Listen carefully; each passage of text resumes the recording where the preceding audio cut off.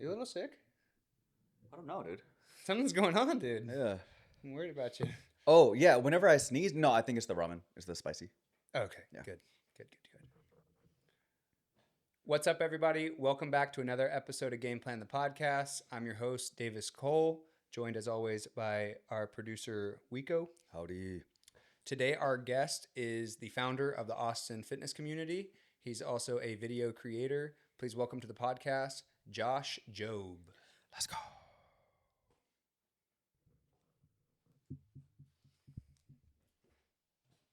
Killed it. Game plan. I feel like we're pretty down now with most of the system. I felt like the last two episodes finally went like, it felt like repeating the same steps at the same time. Yeah. You know? Oh, dude, the hardest thing I had in the beginning was while I was trying to learn the software and stuff, it sucked. When I did the show with Tim, the guy, like, I was just asking friends. I was like, listen, all you gotta do is hit record, and then just, if I'm talking, hit this button. When they start talking, hit that, the switcher. Oh, yeah. And that was sounds it. way harder. Oh, well, the first one with Tim, the guy bumped the camera right before we started. So Tim is actually all the way to the left of the screen. So the entire show, it's like centered me, and then when it goes to him, he's the far left of it, and I'm like, damn it. And then after that, we because I kept having to find other people, and I was trying to like get the best quality. So we would record the audio separately, and it would all like go in the same software, and like the camera would record at like 60 frames per second, but it would stream through OBS at 30 frames per second. So the mouth and audio were like way off. Dang. And like I had some big names that And it all got screwed up. Dang. Yeah. And then one time I had my buddy Alex, the macro barista. He's like this big coffee social media guy and huge like in the coffee world. And we did I love that. this great show. Big coffee guy. Oh, dude, you'll love him. He's great. And he was a great guest too. And our show we did together was so good and it was so fun. And then I go back to start cutting it up and none of the audio got captured. Damn, bro. At all? At all, yeah. And so after that, I started recording every show like separately. Like audio was also recording separately. Yeah. Well, I mean, even on our first one, we used lav mics. Oh yeah. And each mic's recording everything. Mm-hmm. So he just has like echo of like you're talking, but then you hear me talking on your mic, and It was rough. Yeah. so that's why we got these bad boys. That's why we have these. Yeah. This I is great. always have to like remind myself to kind of make love to the mic talk a to little him. bit. Yeah, I used to have to tell guests, which was so weird because I'd meet these like big guys, like these big names would come in. That's my first time meeting them, so I'm already nervous. And they'd be talking, and I'd always have to be like, I need you to lean in more and stuff. And it just felt so rude. like producing mid podcast. Yeah, it sucked. Well, it's, that guy that was recording at Archetype, he can't hear. Like, so my like, Bro. yeah. So he would be there. So he doesn't even like, it all sounds like they're quiet to him. Yeah. So he's like 80% deaf. And Oh, whoa. I saw him recording and I saw him wearing whatever it was. the aids, Yeah. hearing aids, yeah. And I was like, I didn't say it, but in my head I was like, bro, some sick monitors. Like what is that? Like let me get on that, But yeah. turns out he's That's fucking just how deaf. he is. So Yeah. Called Johnny No Ears. yeah. So He was cool though. He was cool. Oh yeah, he's great. That whole vlog was fun. Yeah. I didn't know it was gonna be quite the squad we had together. Yeah, I didn't know you guys were coming in that day. We texted Tyson the night before. Zero idea. Oh, and really? then Yeah. People just like kept pouring in, and I didn't know Satoshi was gonna be there. yeah, it's so cool. I feel like he's always there though. I've seen He him is at the he gym is a few there times. often. Yeah. Yeah. Yeah. Seems to be It was in cool seeing Boss. Me and Boss were pretty close, and then Tim. I love Tim, and then Mike. Like, yeah, we just had the ultimate crew, and it was funny that it worked out with Callan because I ran into him downtown like randomly. Oh, really? And we had been trying to put that together for a while, so we're trying to make that like a new series where we just go to different gyms or facilities, and I just get like a solid crew together, and we just go try different spots. And that was our second one. The first one we did actually didn't quite go the way we planned. We did it at the C4 Performance Center. Yeah. And I've always wanted to go there. Is that here in Austin? Yeah, it's Yeah, bro. Nutribolt's headquarters, but their athletic performance center is beautiful. And that was our first one we were going to go do. And Judd Leinhard was like leading our workout, but we all like no one talked. Like we all actually just started working out. There was no like mingling Fun, or banter. And Yeah. so and then Johnny like didn't have the mic on the camera, and it just didn't go the way we wanted. So then for this one, we like made sure we didn't make any of those mistakes, and that was fun.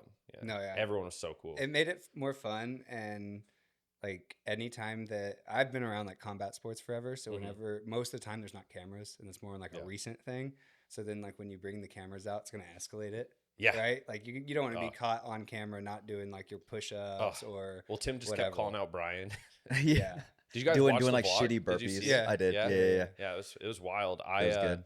Dude, there's so much footage, and I felt kind of bad because like I wanted to introduce everyone in the video, but I was like, that's gonna take a lot. So all the people we highlighted like in the intro were all just people that talked in the videos, and so. But I think I mentioned everyone that was in that.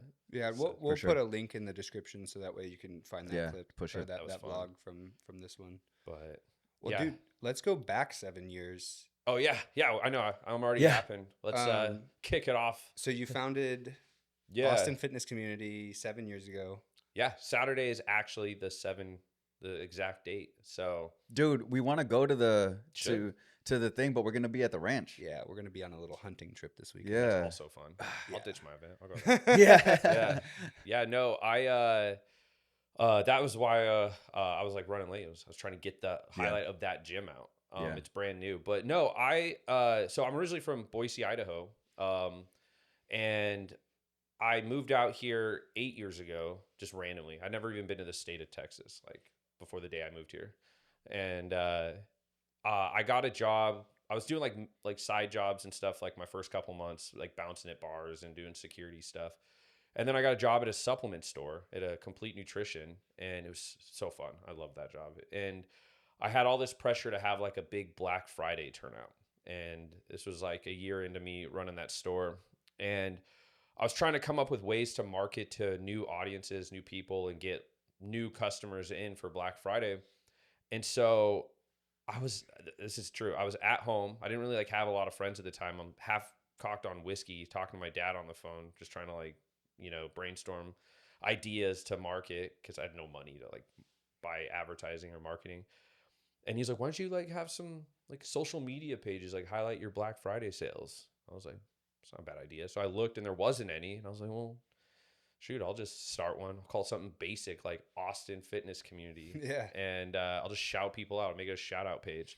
And I made the first logo on Paint. There was no effort put into it. On On Paint. Just AFC and then a clip art barbell. Like Microsoft Paint? Yeah. Hell yeah. Yeah, dude. It was like, I was just sitting there like, no, I was like, I'll just, and I won't tell anyone. And no one actually knew for like the first 2 or 3 years who ran the page. There was like a few of my friends, but I thought it was better just to let it remain a brand. Faceless, yeah. Yeah. And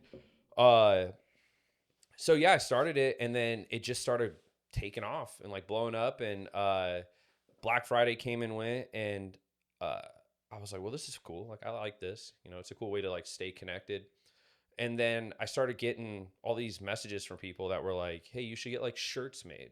That's not a bad idea. Like, make a few bucks. So I ordered like 30 shirts from a place that's not far from here, Rock Sports. And shout out Rock Sports. Dude, love Rock Sports. Yeah. And they're actually been extremely supportive my whole time here. But so I make them, and then that was back when it was like, all right, Venmo me and send me your address. And they sold out in like 30 minutes. And I was like, okay. So then I had DMs that were like, oh, you should do like a community day, like get an open gym or something. So at the time I was working out over at Big Tech's gym. Hell yeah. And I love those guys, Rob and Esther. I'm extremely close with them. And I told them, that's me. And they were like, oh shit, I thought that was someone else. So this whole time. And they're like, well, yeah, we do open gyms, free day pass. Like, we'll just get some vendors. We'll make it, just a fun day. So I made like a crappy flyer. I think this was even before Canva was also like in Paint. Yeah, maybe. I mean, probably. And so many people came. Like, it got so bad that the other tenants around Big Techs couldn't get out. The cops came. I was like, all right, I got something here. So then I just kind of ran with that. It was just open gym parties and shout outs. And then right before 2020, I'd quit the job and I'd started my own like independent consulting company where I was just helping companies with like marketing strategies and networking and all that. And that was going great, but I noticed there was a trend where people kept wanting like the fit network, like, use the Austin fitness community, try to grow their business. So then I was like, in the same light, getting a lot of messages from people like, what are your favorite gyms? What do you recommend? Or do you know any good trainers and stuff like that? And I was like, I should just make a website. It's like a big information hub with all this stuff, including like events, like, a trainer index, gym index, like all that stuff. And then I was like, I'll build a shop. Like I'll have all this like apparel, and I ordered it all. I had it all on hand. And then COVID happened. Damn. And so I spent all the money I had on like building this thing, and then everything collapsed and I lost everything. But I had nothing else to do. So, I mean, I was just kind of brainstorming ideas, doing that. And then there's towards like the ass end of the shutdowns, there's like a famous bodybuilder that had moved here, and we were hanging out like all the time. And it was kind of crazy because he was really big in that world, and he was escaping LA. And he had convinced me, he was like, dude, you should get into podcasting. He's like, everyone's coming out here. Like there's a network, like start doing like more media. Like media is kind of going to be the future. And I was like, yeah, that's not a bad idea. And the original concept of the podcast was to have two big athletes from different industries interview each other. Kind of like, how like Variety does actors on actors thing.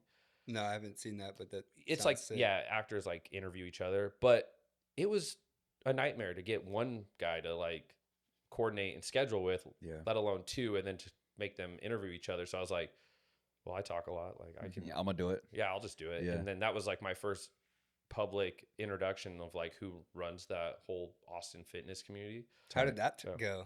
Were people It surprised? was kind of weird. What kind of feedback did you get? Yeah, it was cool. I mean, most of my closer friends knew, and I was pretty like quiet about it. I just, I didn't really care for the recognition, or like I was never trying to be famous or popular or any of that. I just wanted to do cool stuff, and I had this platform with like the perfect name to do it, and I just thought that if I started making it about me, it would lose its luster, and a lot less people would care. And so even on the podcast, I always kept the focus on the guests. Like I never would try to make it about me, or if we were clipping it up, I was trying to keep it on them.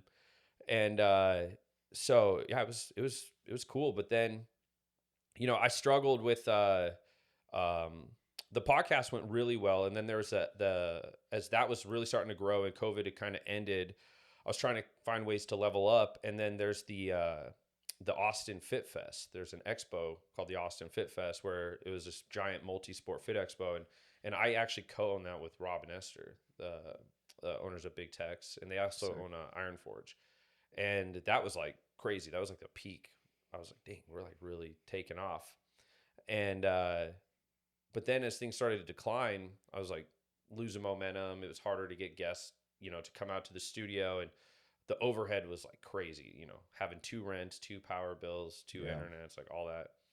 And then, I was about to wrap it all up. And then I met the guy, you guys met, Johnny, the camera guy, and he just kind of reignited the whole thing. He has like a passion for videography, and he's so good with like all the cameras, the drones and all that. I give him like tons of credit for not only keeping the Austin fitness community going, but like leveling it up. Like there's no way I would be able to do what we're doing now without him. So yeah, and now we're just continuing to elevate, and we've become the city's largest like media and fitness information hub. And That's dope. Yeah, I'm just trying to navigate that world now. It's because I can't really find anything to relate to it. One person said we're kind of like the Barstool Sports of fitness, but yeah, I don't know. I wouldn't. Maybe like a who, what, where of fitness. Kind of, yeah. Right. I mean, we purely monetize off advertising.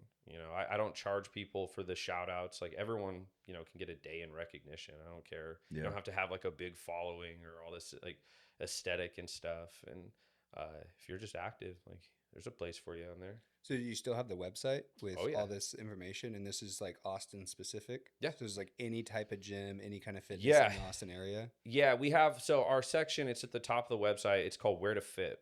And then it's broken into categories. There's like where to train, where to recover, where to eat, where to run. And then we have like our gym of the month. But the where to fit or where to train, you click on that. Then it's broken into categories. It's like local gyms, CrossFit gyms, MMA gyms, group training, athletic performance, things like that. And it's like I spent hours finding every gym. And then that's actually kind of how it led into the jiu-jitsu thing. And is I started noticing like there was a lot of jiu-jitsu coming out here. And so then, that it just continued to like pique the interest. But Yeah. Do you know if the Fit Fest ever had grappling at it? Yeah. Because I feel like I've been at some, especially when I was Yeah. younger. Because I Well, remember have the I been expos when here? I was like a teenager or Well, something like that. yeah, we'd only done it twice. We did it in 2022 and 2023. And so in year one, we had, if you walked in on the outskirts, we had all the competitions. And so all happening at once. We had like CrossFit, Jiu-Jitsu, Olympic weightlifting, powerlifting. We had MMA fights. The first year was like in the corner, but we had everything. Yeah. And then in the middle was like all the vendors and stuff. But 10th Planet ran it the first year.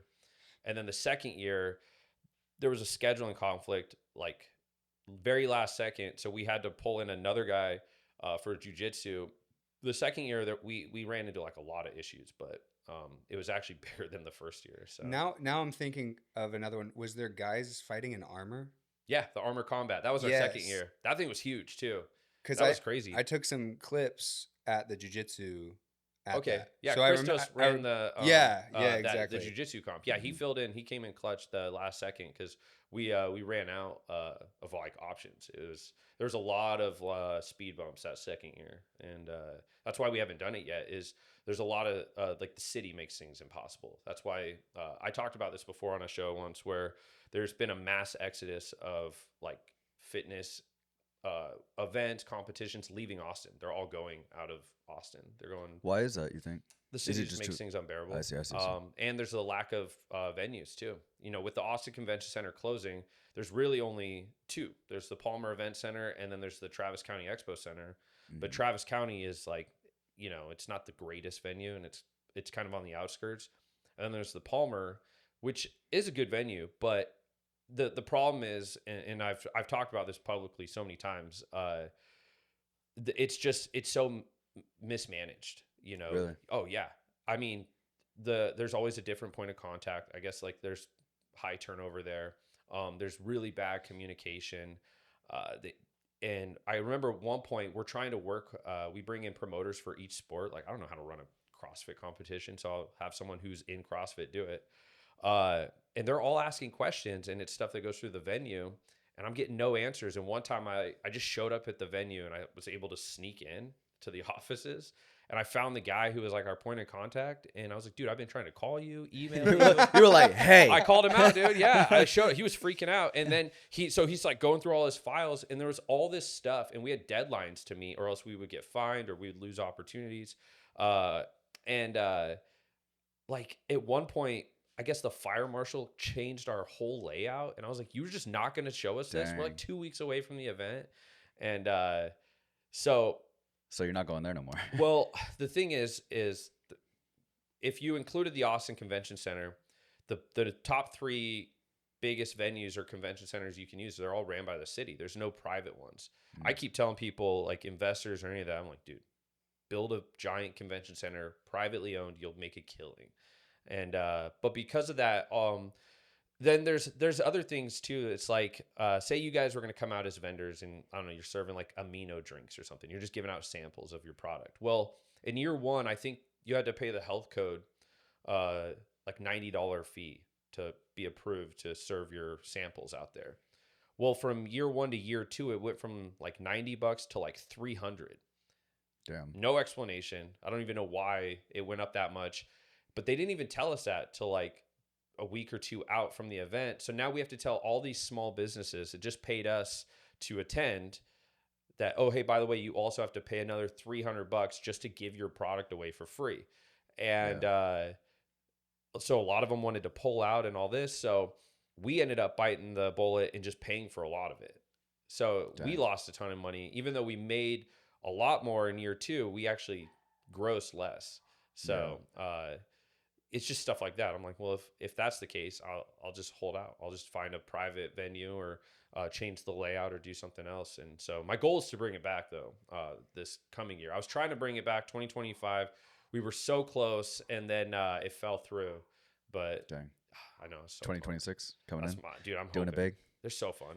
Like it's a blast to do. I want to make it a multi-day event, not just one. So, Hell yeah.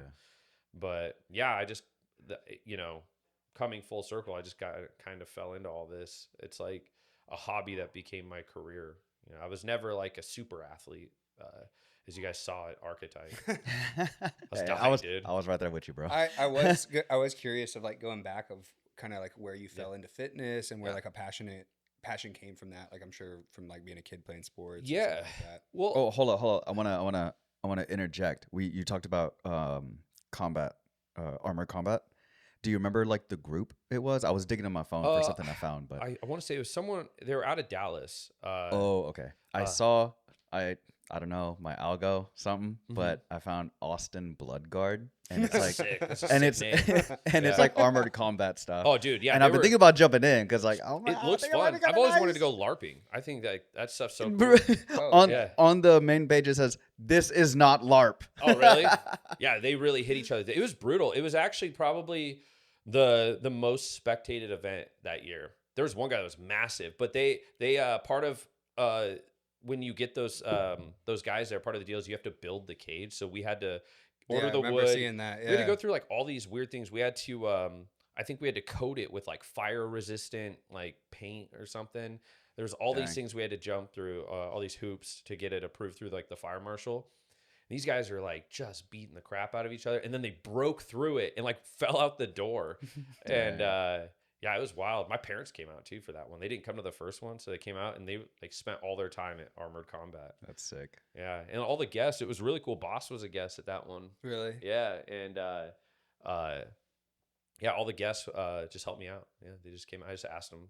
That's dope. So, Dude, I've been going to jiu-jitsu events forever, and there's intermittently they're at like fests like that, and it's the best thing ever as a coach because I'm always like dehydrated and hungry. So whenever there's those things going on, I can take a walk around and see some dude hit the other guy with a sword, and then get like a free protein bar and an energy drink. And like I love walking around at those kind of conventions. It's so much fun. It's why I wanted to do it. Was those open gym parties were like very miniature versions of that. Like this Saturday is going to be kind of like that. Like we're going to place all the vendors in the turf. And then it'll just be open to the public. And but I love that stuff. I love just walking around, just people watching. That'd be so sick. Yeah, we'd love to go. This is like the third time he's brought up this armored combat. It's cool, so man. I think it's gonna happen. I think it's gonna happen. Suited up, and we're gonna throw him in there. Are we gonna go? You gonna come out and shoot me? I'll be your corner man. Hell yeah. Yeah. It'll just like old times. Yeah, exactly. They're brutal. Like they, I thought it was just gonna be more fun, just like maybe hitting each other, almost like fencing. Yeah. And these guys were just flying into each other. There was one guy that was like 7 feet. Like yeah, I remember seeing him, and I'm like walking behind a knight in armor, and he's like literally the size of the mountain. And I'm like, I'm not fighting that guy. Yeah, armor like, or no armor, I don't care. Like he's just gonna throw me through the wall, and Then you think about the old times, and like that's how they fought. Heel hook him. Yeah, just heel hook him. It's sexy. Probably wouldn't even move. He just right. I think this sport is. I don't know how big it'll get, but it's definitely emerging because I think at first it was more like LARPers, and then now it's like real athletes making that transition. Because now when I watch the armored combat, I saw something else that was like armored MMA. So just straight up marketing it as MMA, sick too. And like they're throwing crosses and head kicks with armors on. It's pretty sweet. I mean, what's the difference? Well, that's why I think it's cool. They're showing. They're doing all the same stuff, but I think the pinpoint of what I'm seeing is there's certain moves that are going to work with the armor on that you might not do. Like if there's stuff that you don't do in a jiu-jitsu match because it's bad for self-defense, or like you do it in a jiu-jitsu match but you can't do it in self-defense, like that stays true with the armored. Like you do not want to be on bottom. You do not want to pull guard. Oh yeah. Well, you're already like, can you imagine having that weight on you and then having another person with armor on too, like trying to get up when you're already exhausted? Yeah, that's. Well, and I definitely don't think you can do weight classes for this stuff either, because like you said, you got to be that big guy. For him to carry that armor, not that hard. Imagine putting a featherweight in armor. They're not going to be able to move. I feel like you got to be a bigger guy to even have the armor on. Wait, so you said there shouldn't I be don't weight see classes? the point of having weight classes. I know. I'm gonna watch that though. Should be all open weight. Because my point is that smaller guys are just not going to be able to compete. What are you going to do? But yeah, knights aren't supposed to be small. but why? I mean, you're jacked. You could do it. That's Yeah, but like you don't want to. I don't know. I feel a way about like taking the event away from smaller people. Why don't you like let the smaller guys compete against each other? Which is, I don't know. I just feel like with the armor, I'll have to experiment. how could they? I just don't think that they make armor in kid sizes. They just need to find the right smith. We've seen a Knight's Tale. Dude, what I'm impressed yeah. by is some of the like flexion you get in like the boots and stuff. It's like you mobile. Hell You know? yeah. I'm sure the cheaper stuff is clunky and Yeah. awful, but it's pretty impressive the engineering like they had with that kind of stuff. And I wonder like what kind of rule sets like in the event you had. I wonder if they're Yeah. like, all right, I got a sword. Okay, I got a hammer. Like, what are the rules on the weapons?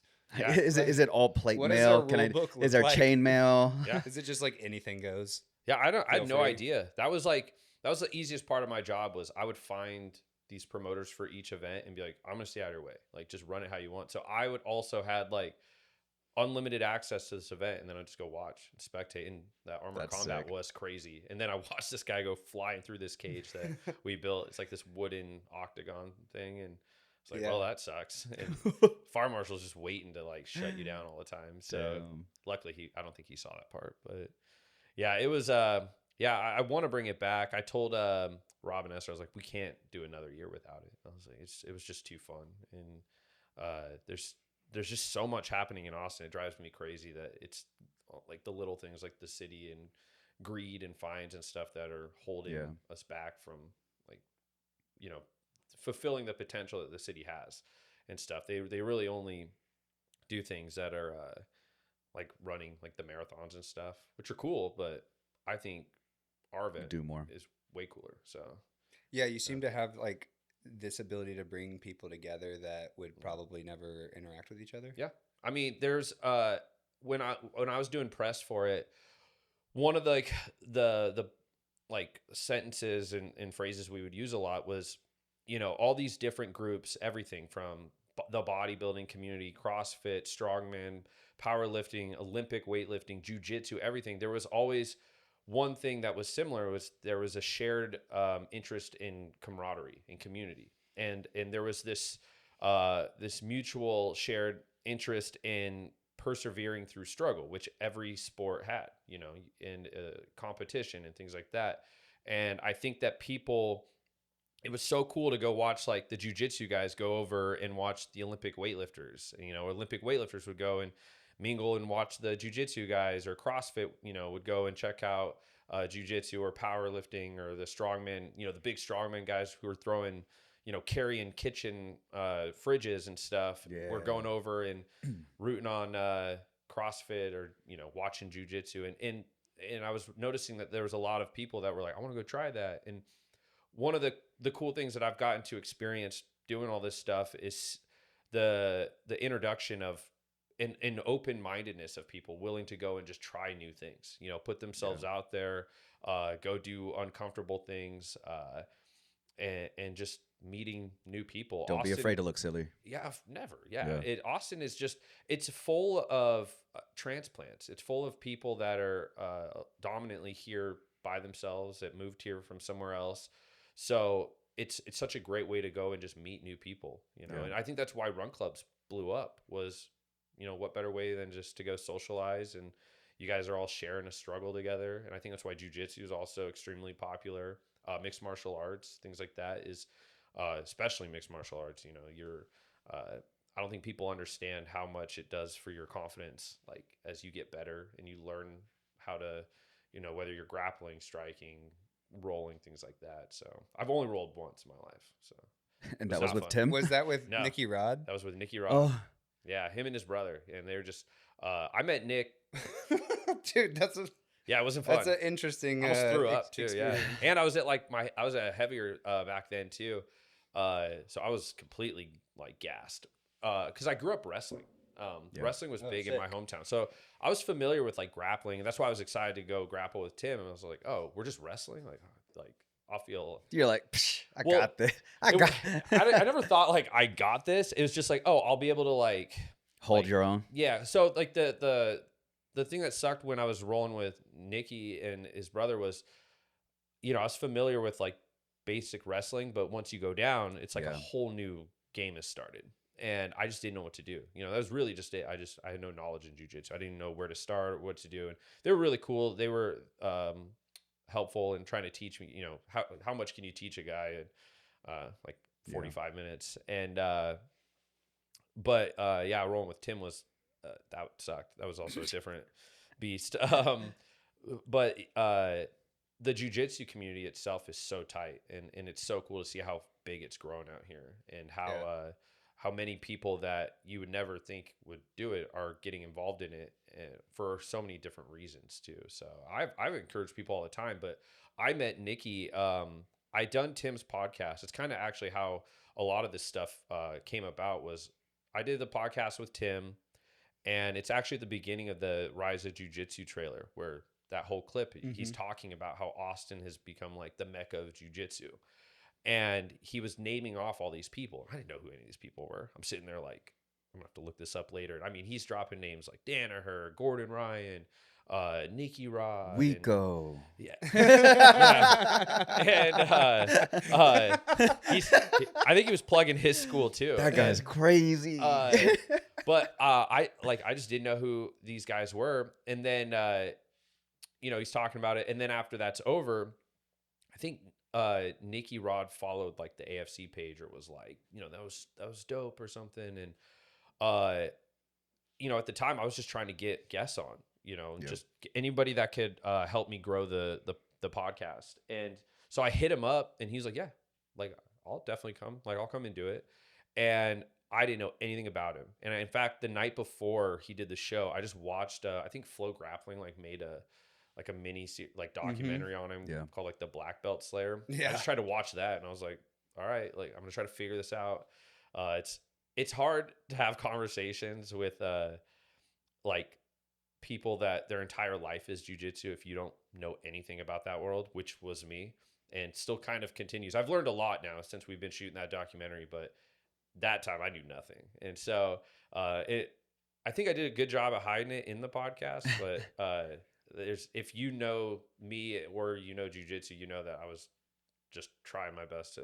Why hide though? Like why hide it? Well, no, so just bask in the ignorance. Well, that was kind of it. Like I was asking him questions out of pure like I don't know anything about the sport. Like teach me something. Yeah, I wasn't trying to act like I knew it and then relate to him, but that was like I didn't know how big he was in the sport either. I didn't really understand jiu-jitsu at the time or anything. So we did the show, and it was great.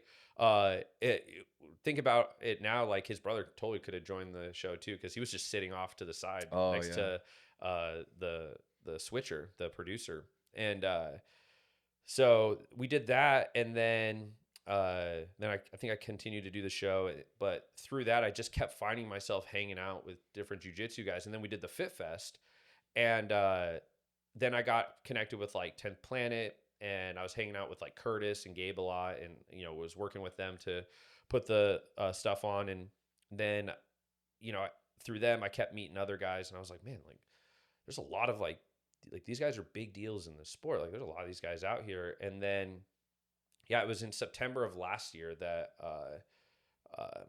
I'd been flirting with this idea of doing a documentary on jiu-jitsu. I was fortunate that I've continued to like have those relationships with like all these guys, and everyone was so cool. And I actually shopped the idea out to like filmmaker friends of mine, and no one wanted to do it. Dang. I was like, guys, I can help you with this. I was like, I think there's a story to be told here. And they're like, no, I'm good and all this. And so I was like, fuck it, I'll do it myself.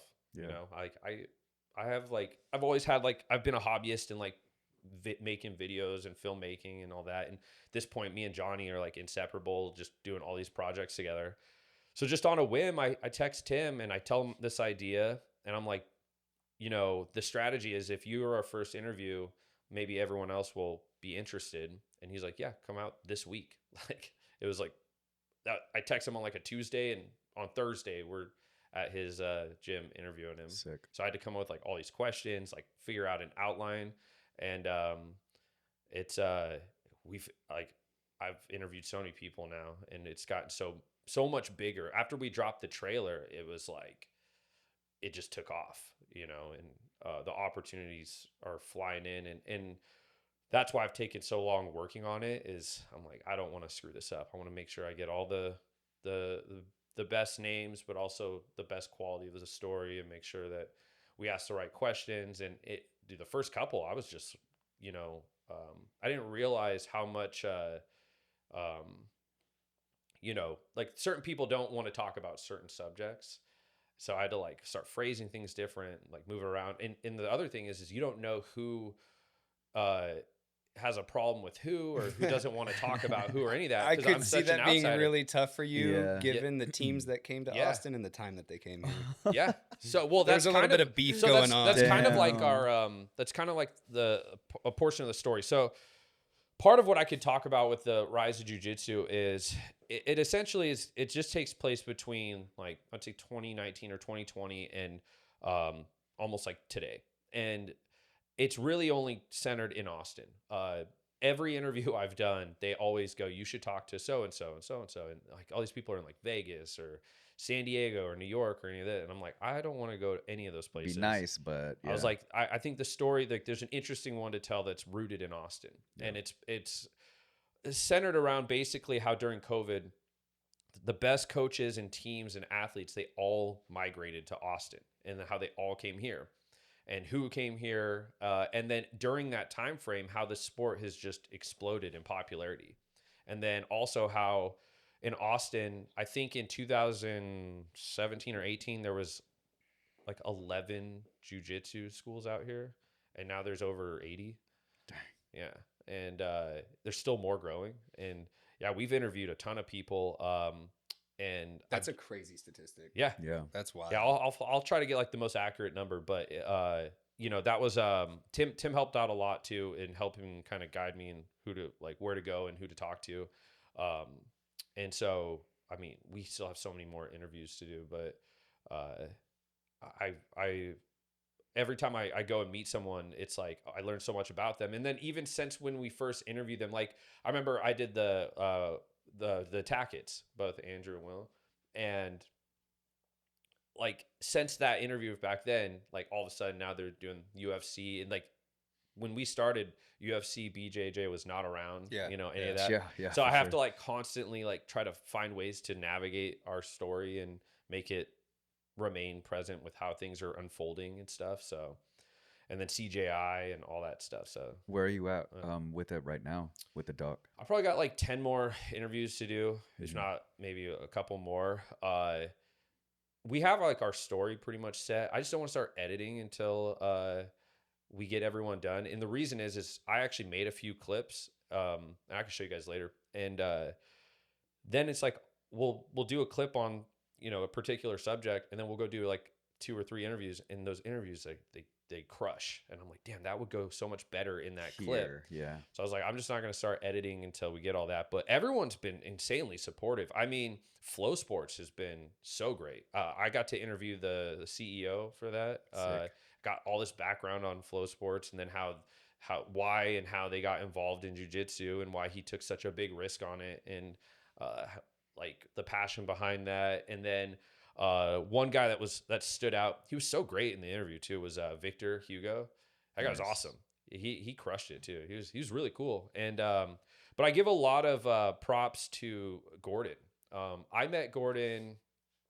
I introduced Gordon to Tulsi Gabbard, and since then, yeah. Okay. I know it was kind of random. I met Tulsi it's like 2 years ago. I helped her put on a Memorial Day event, and then periodically I get to go work out with her and the other crew. But I briefly talked to Gordon, and then I actually met him for the first time when he did that flow grappling match, the WNO at Round Rock.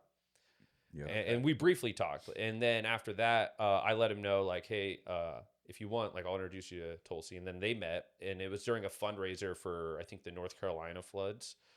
So he showed up, and then after that we were cool. And I had been like on a streak of L's, like just nothing had been going in my way. Like all of 2024 sucked, and I just was like, and then I closed down my studio, and I just felt like everything was like falling apart.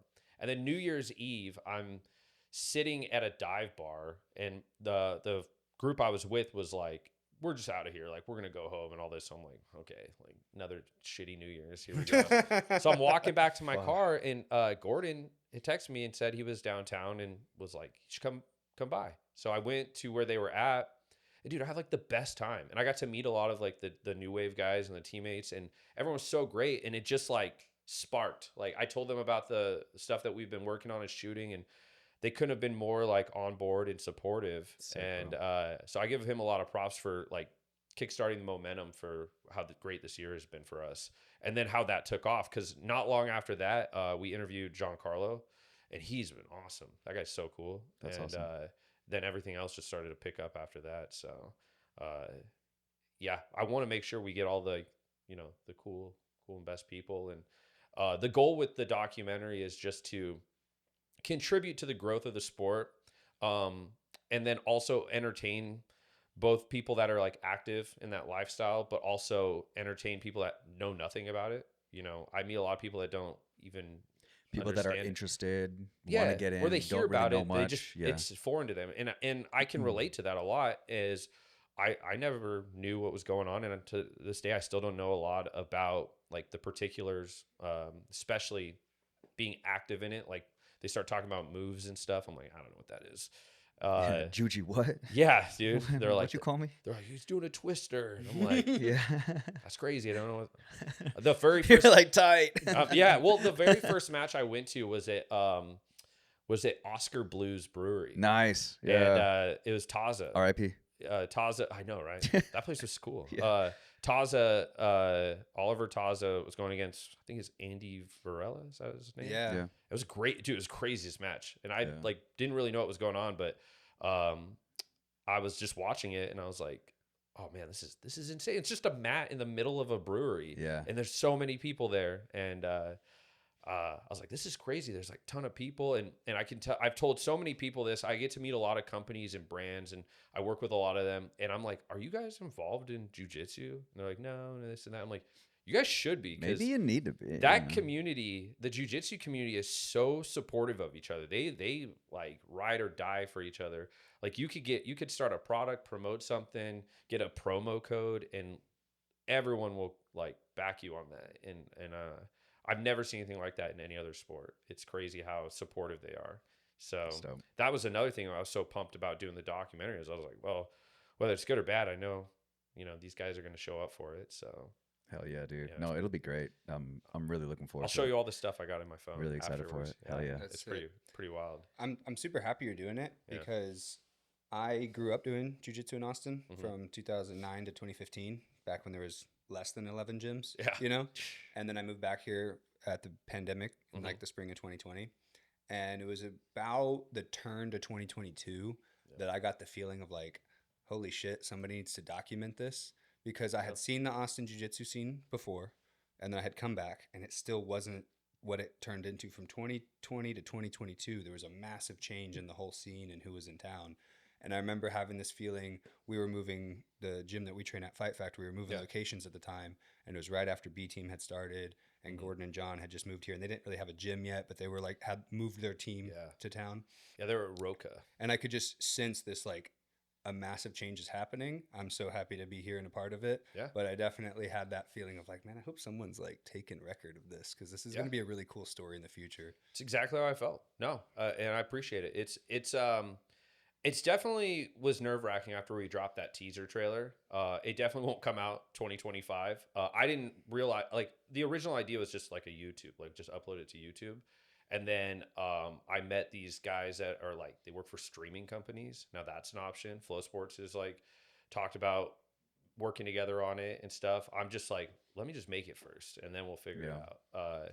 But I remember, I think the coolest moment that came from that was when I dropped the trailer, then Rogan followed us. Sick. And that was like a big win. And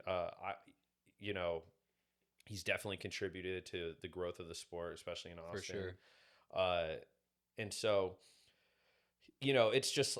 it's been so much more fun. It's been a lot of fun for me. And then I get to meet a lot of really fascinating, interesting people. And it's just like herding cats, though, to get these guys to, because none of them have said no. It's just like, they'll be like, yeah, let's do it. This sounds great. And I'm like, okay, when? And they're like, I don't know. Like, I don't even know what I'm doing tomorrow. And I'm like, okay, well, that part sucks. Like, I'm a jiu-jitsu guy, yeah, so so you probably Dude, get it. Yeah. yeah, we don't actually have that much to do. Yeah. We train a few times a day, and that's it. They definitely suffer with commitment issues on that, because that should make it easy then. Be like, yo, tomorrow, let's go, let's shoot. So here's the other side, though, is I just interview, but I have like my media guys come, and I have to be on their schedule too. And I mean, Johnny's, dude, that guy's the best. Like, he really does sacrifice a lot, and he puts in a lot of effort to make sure these projects unfold. But I mean, he still works, and I still have stuff to do too, especially this year. We've been so busy. And so it's like, I'll hit these guys up, and then our schedules won't align. And then I'm like, damn it. Now I'm like, I don't know when I'm going to see them again. One guy that's been extremely helpful was Seth Belial. Mhm. Is that his last name? Yeah. I got connected with him. I can't remember who referenced him to me, but I hit this guy up, and this is like a couple weeks out before CJI too. I call him. I tell him what like the whole story's about. I give him the exact like story template, outline, everything. And then, dude, right when we got off the call, I'm in like group text with like all these different people that I had no luck getting in like contact with, and like next week we're already doing interviews, and that's love it. He's been great. Katie Hooven from she was New Wave, or I guess, or Kingsway now. She's been awesome, very helpful with all that. She's so funny too. Like, she's actually kind of stands out in the documentary. She's got a very quirky and funny personality, and she's been a big help. So Giancarlo is extremely helpful too. I'm excited for his new gym. That's awesome. So yeah, everyone's just been great. So did you have like a point during your interviews that you realized that there was like beef between Kingsway? I knew that before we started. Oh, so it's a part of our story too. Okay. Nice. And it basically, one of the interviews we did was with Ethan Krellenstein and Steen or Stein. I never can tell. Stein? Yeah. Just say it fast. Yeah. Ethan. Just say it fast. Ethan's awesome though, dude. I met Ethan. So after like I met Nikki, Ron, on them, I used to have a deal with Vulcan, the bar downtown that, but this is before Mothership opened and stuff. So my deal with them was if I bring, popular names or the big names that I had like on the podcast or something, like give us a table at one of the comedy shows. So dude, I've been to like a bunch of them, but I was bringing guests, and I brought Nikki and Ethan to, I think it was one of Joe's shows. And like those guys were awesome. Like I always, me and Ethan were always broed out after that. And then I think everyone just kind of like, not in a bad way, like we all just went our different ways and then connected back again when I started shooting this. But Ethan was one of the earliest interviews, and there was stuff he didn't want to talk about, and it helped me kind of reframe what questions I asked certain people. Yeah. But yeah, it didn't take me long to figure out who didn't like who. But you know what I did learn though is, and I think this is kind of becoming more public, is that it really, a lot of those guys actually get along. It kind of just comes down to the main guys like Craig Gordon and I think Nikki and stuff. Yeah. But I've told everyone that we've done the interviews this, and I've told this publicly too to people. I have no interest in airing out anyone's dirty laundry in this documentary. Yeah. It's not my business, and I don't think it really contributes to the goal of the documentary or to the goal of it, which is to contribute to the growth of the sport. I think if I go out there and I just start putting out like TMZ shit where it's just all these rumors or all these like character attacks and this like a lot of it's private beef between these guys, I think you just stay in the sport. I think, who wants to join a sport where there's all these things happening? I think a lot of that stuff's in the past. It's not my business, and I have no interest in asking these guys to tell me stuff that happens between them.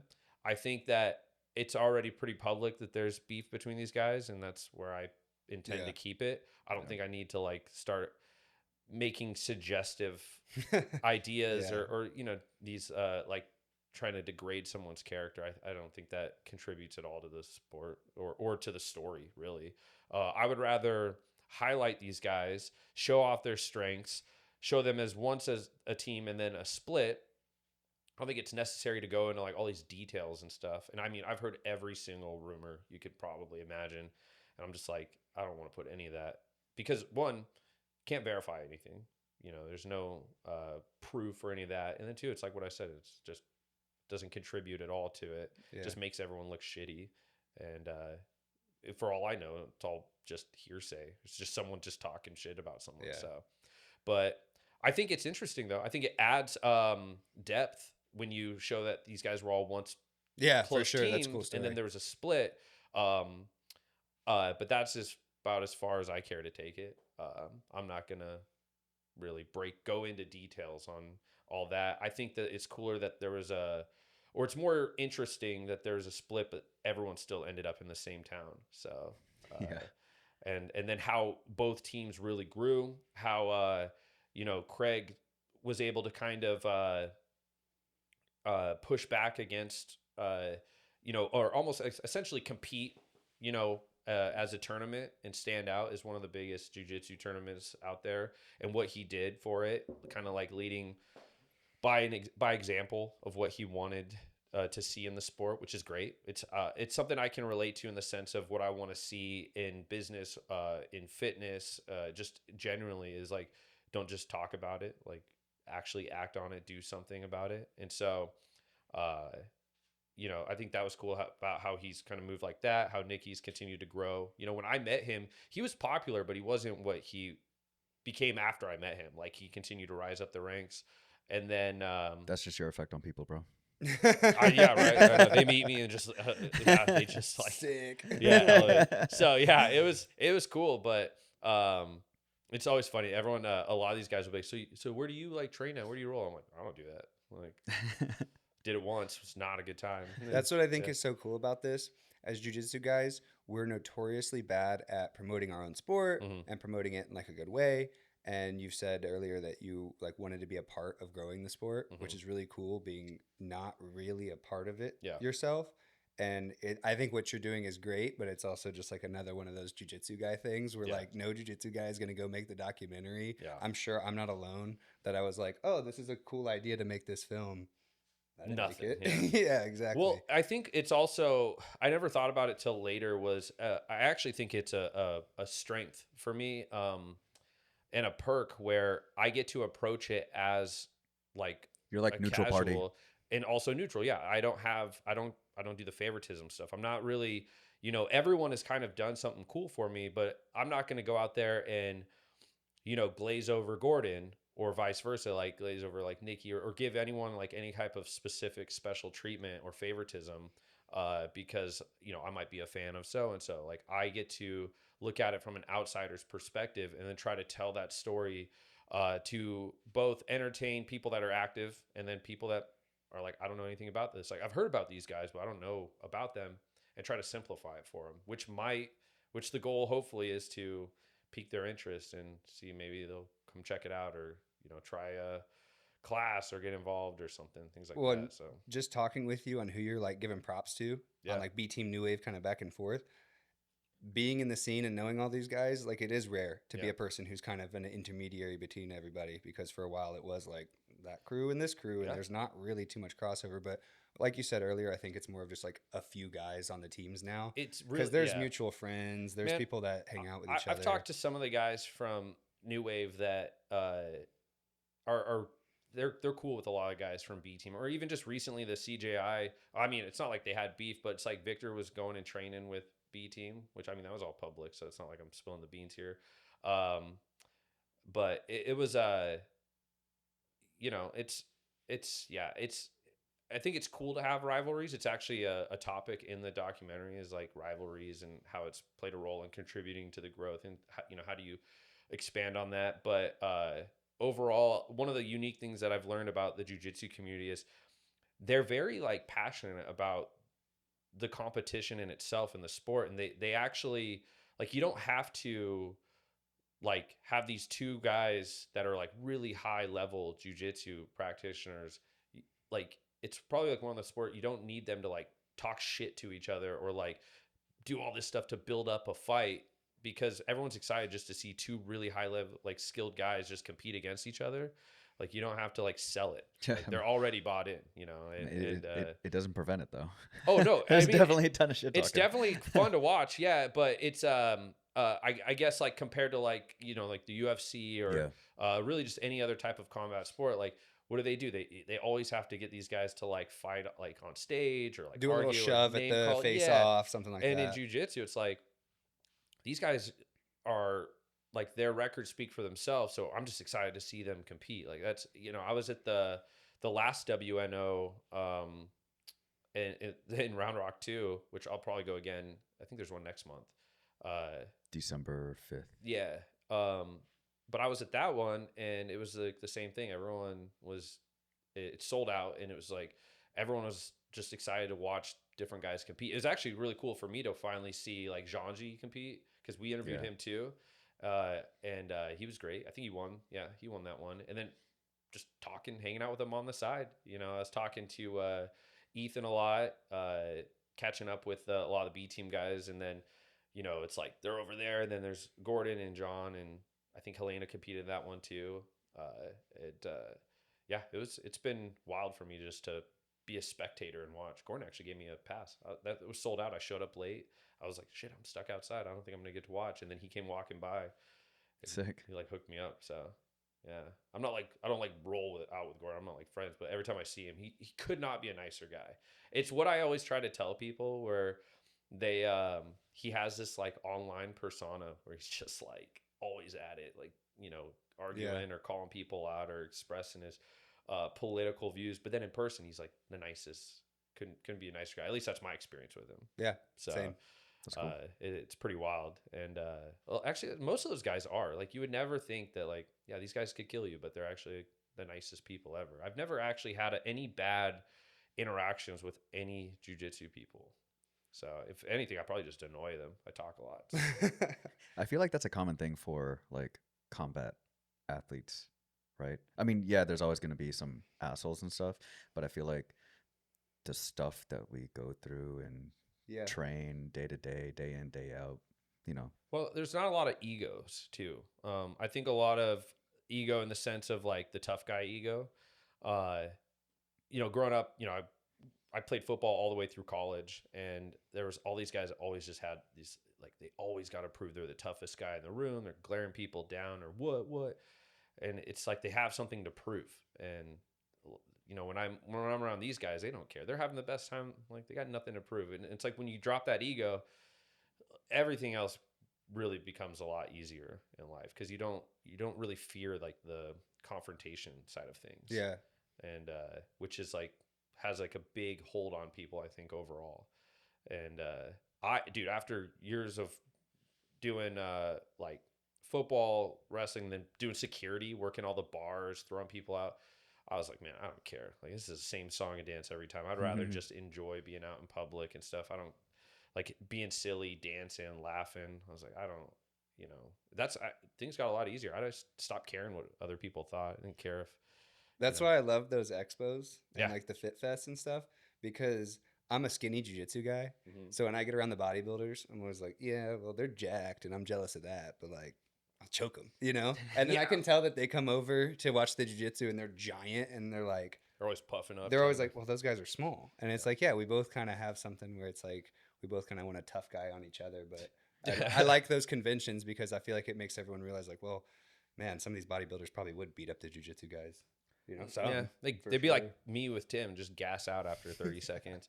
Man, there's a serious ego issue though in the fitness industry. I'm not a fan of it. That's kind of what I was going to ask. Is it different in like CrossFit, different in Olympic, different in strength? Everyone can be kind of cliquey. I try to not group people together.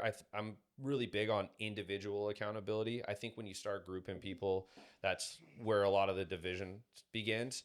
But one of the things that I've noticed in the fitness industry in general is when I was growing up, I was never like this super like fit athlete, like you know, I was always athletic. I competed in sports and all that, but I was never, you know, strict diet and strict workout routine, things like that. I was like just your average gym rat. I just enjoyed working out. It was a good stress relief, but I never was like training for stuff. And then it's like, fast forward to now, I'll go to these like private training sessions and I'll be with like all these like pro athletes and they're like, oh, I'm getting ready to hike this mountain, or I'm going to do this marathon or triathlon, or I'm going to run 100 miles through the desert. I'm like, I was on my couch last night eating pizza and drinking like, or I'm hungover right now. Like, so it's, I'm sorry, I smell yeah. like whiskey. That's so funny. I'm like, I just didn't want to miss the opportunity, but I've gotten better. I've been actually training a lot harder than usual lately. I just miss being athletic. Me and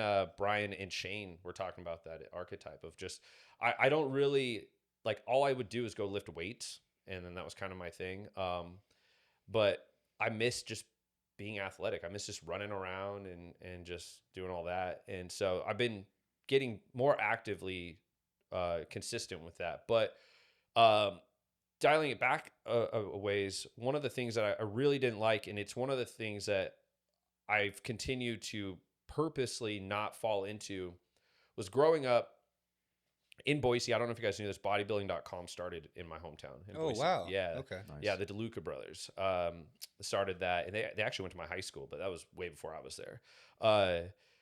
But so I grew up going to like the bodybuilding.com expo, which absolutely inspired me when I was doing the Fit Fest, and you know, meeting all these bodybuilders, and they had like they would always have like UFC fighters there, like Clay Guida was there one time, and then I met like Terry Crews there, and then just all this other stuff, and they were all so nice and really cool. And you know, I'm 33, so I kind of got the last, I think, good years of what it was like to be a teen, and then like early 20s before social media became everyone's personalities. So the point I'm getting at is, one of the things I really dislike about what a lot of the fitness industry has morphed into is it became less about credentials and more about aesthetics and followings. You know, I'm seeing these people that are blowing up in like the fit industry, but they don't actually like, they either lack the knowledge, or they're not like, there's nothing exciting about them. They're not like the fittest person out there. They don't stand out. They just have big social media followings, and people are like they act so entitled, and they act like they're above everyone. And I'm like, what is this? Like, when I was growing up, anything fitness or sports or anything like that, like there was always a sense of community or camaraderie between people, you know, and it just kind of had lost its luster after a while, where everyone started acting like they were above everyone, or you would meet people. I noticed this when Austin, everyone started migrating here during COVID, where when I started out here, especially in the gym community, everyone was so supportive, and it was unconditional. It was just, how can we help? Who's, you know, what do you need from us? How can we, you know, help you grow whatever business you're doing? And then and I talked about this before on another podcast one time, but then all of a sudden it became like, who's going to be there? How many followers do they have? You ever meet someone and they go, oh, you should meet, you know, my buddy so-and-so, he has this many followers. And you're like, what the hell? Like, what does that mean? Yeah. And I just think that shit is so stupid. I'm like, you I know, hate what is this? Like, those what have they numbers. accomplished? Yeah. Like, what have they actually done? Man, I meet, like, I'll meet streamers or even just influencers, and I'll ask them like, okay, well, what do you do? Like, what's your skill? And they freeze up, they panic. And I'm like, oh, like, you have nothing? Like, well, I have this many followers. I'm like, but what do you do? Yeah. Like, you know, do you just look hot and that's it? Like, Yeah. do you have like any skills or knowledge? Like, you know, it's such a bizarre experience. And I'm hoping, and I've noticed it this year too. I'd said it on like the last show I did with my buddy Nick, that I had a prediction going into 2025 that we were going to see a lot of these gyms, a lot of people start migrating more towards like group training. Like, I think that's why High Rocks blew up and stuff. It was one, I think people did miss the athletic feeling rather than just like lifting weights and bodybuilding and stuff like that. I think they missed competition. I think they missed the community of like being in a team setting almost. Is High Rocks? Are there teams in High Rocks? Well, you can do like doubles and stuff. Okay. I've never done high rocks. Actually just barely been learning about it because we're gonna have like a mini high rock sim on Saturday, Sick. and so but you can do individuals or teams or things like that. But the point of that is like in general, everyone is like competing. I get a lot of shit for this, but I actually don't consider bodybuilding a sport. I think it's more of a pageant, and it's I But- agree, bro. Sick. well, but here's the I reason. truly agree. Here's the reason. Bodybuilders, the athletes themselves are incredible. I mean, the things that the amount of work they put in is unreal. And whether people want to dismiss them saying, "Oh, they're on steroids, this or that," I'm like, dude, you've clearly never met one. Like they're so disciplined, they train so hard, and it's like year long. Like even with they're not prepping for a competition, they're still somewhat staying active and disciplined. But the problem is the reason I don't consider it a sport it's the one, quote unquote competition where the winners are determined by someone's opinion and not your Exactly. performance. And I think people just got tired of that. You work and work and work, and then someone just tells you you're third place or less. So it's like I think people are starting to gravitate more to like the competition setting, like high rocks and stuff, is because you can't really, I mean, you probably could like anything, but you can't really cheat, or someone's decision. It's much more objective. Exactly. And so I like that. I like seeing that stuff come. I do think that there should be more competition just in general. I think that social media made a lot of people delusional to like genuine responses. I think it's probably the best way to phrase it. Like nobody really accomplishes anything. You ever notice that? It's like everyone they try to create this perception of success or wealth or this or that. And I meet these people and I'm like, none of that's true. Like everything that you're trying to publicly Really? present, dude, all the time, man. Like I've met some huge, like quote unquote influencers, which I think that's the dumbest thing ever. They don't influence anything. But I meet them and Hey, bro, if they drive sales, they that's don't, influence. though. There's never Okay. a return on influencers. Very rarely. I think there's a place for them. I think that I shouldn't say there's not a return, but they I think that they probably contribute better to like maybe e-commerce stuff or like promoting like a product or a movie or just a public thing. But Squarespace. yeah, but I'm not above that. Squarespace, what up? oh yeah, pay me. Yeah. Well, what I've learned, so like, because like I said earlier, I make all my money through advertising with companies, but I have multiple outlets of ways to connect with people. So for example, one of the saddest things that I've seen lately in the last couple of years is how people measure their entire success, or really they measure their whole worth by the response of Instagram or TikTok.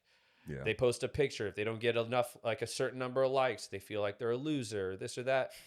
And it's sad, but I don't care about any of that shit. What I noticed was a couple years ago, I started noticing that Instagram was becoming unpredictable and unreliable. So I was like, all right, well, I can't, if I'm going to grow what I have, I can't rely on one platform. So I started busting my ass building like our email newsletter, and I got it up to like almost 100,000. And then it was like building the website out. And then I was just trying to create different ways to, Platforms. to just have direct connection to people and not like have to boost a post or, hope that the meta gods Algorithm. give me Yeah. a break and things like that. And that's why our ROI is significantly higher than a lot of probably most of the influencers that I've encountered. And these people just like you also meet them and they're so just disconnected from reality. I meet them and it's like they're playing a character and I'm like, what are you doing? Like, who are you right now? And it's like you feel like that scene in like the Truman Show where she like starts promoting the coffee and he's like, who are you talking Wait, to? what? Yeah. Yeah, dude. I happens to me all the time. That's and so I'm like, good. yeah, I'm like, what the hell are you doing right now? Like, Yeah. And it's but it's sad though. It's just like that this person has completely like reduced themselves to what people they'll probably never see in real life, Expect. Exactly. And So one of the things that I try to do and why I try to remain authentic and give everyone a day in recognition with like the shout outs, anyone can have one. Like, as long as you live in Austin or near it. And, you know, even if you're just starting a fitness journey or you're just staying active and you just, you know, have a place to tell your story. Sometimes they send me way too long of a bio, or they're like, it's really intense. I'm like, all right, man, like this isn't that Ease type of up, bro. Yeah. platform. Yeah. Yeah, I had one lady like send me like this like her, it's like the ultimate like victim biography, and I'm like, I don't know if this is the place for that. Yeah. And then I was like, that's a lot. And it was like 5, like, you know how Instagram DMs have like a cap space, like a limit? There's like 5 of them. And I was just like, I can't put all that on here. And no, my goal though is to, at least I hope to contribute to trying to like realign the fit space, try to help focus, get it more back about just, you know, just meshing with people, like-minded people, finding a lot of mutual interest through just embracing the suck, you know, whatever that is, and fitness and stuff. And I've been so fortunate. I get to go try do all, like, I'd never gone to Archetype before that day. I never hit bags before. Yo, Fit Fest, talking about you having a bunch of different like events and Yeah. like booths and setups and all that. Did y'all have anything about like the Highland Games? Yeah, I like the Highland Games. Yeah. Yeah. Oh, bro, I wanna Yeah. throw a poll. My buddy Dwayne, was like a champion in that. He used to own Fit Meals RX. It was like a meal prep company. He's out in Fredericksburg. Great guy. He competes in it. And the thing is I would love to bring the Highland Games in. I think we talked about it. There's just nowhere to do it. They have to like be outside. Like there has to be grass. So one of the places I'm looking at trying to do it this year would actually have like an outside like field and like a track and all that. So that'd be sick. I would love to do that. That's why I want to make it like a multi-day event is we can have so many different sports and stuff. So yeah, Highland Games is sick. Just throwing logs and stuff. 100%. Yeah. I've never wanted to do bodybuilding because, Kilt? like you said, tactical kill. Yeah. Tactical kill. Tactical kill. Yeah. I've never wanted to do bodybuilding because, like you said, it's like a pageant. I hate like the outcome being on somebody else. Yeah. You know, I trained powerlifting for a couple of years and I loved it. Right. Yeah. And especially like it being so objective. Right. There's 3 lifts. You pick this shit up or you don't. Yeah. You know, and it's so easy to see your gains. Right. Like 400, 450, 500. Right. You pick it up or you don't. But I never wanted to compete in it because it's the same lifts.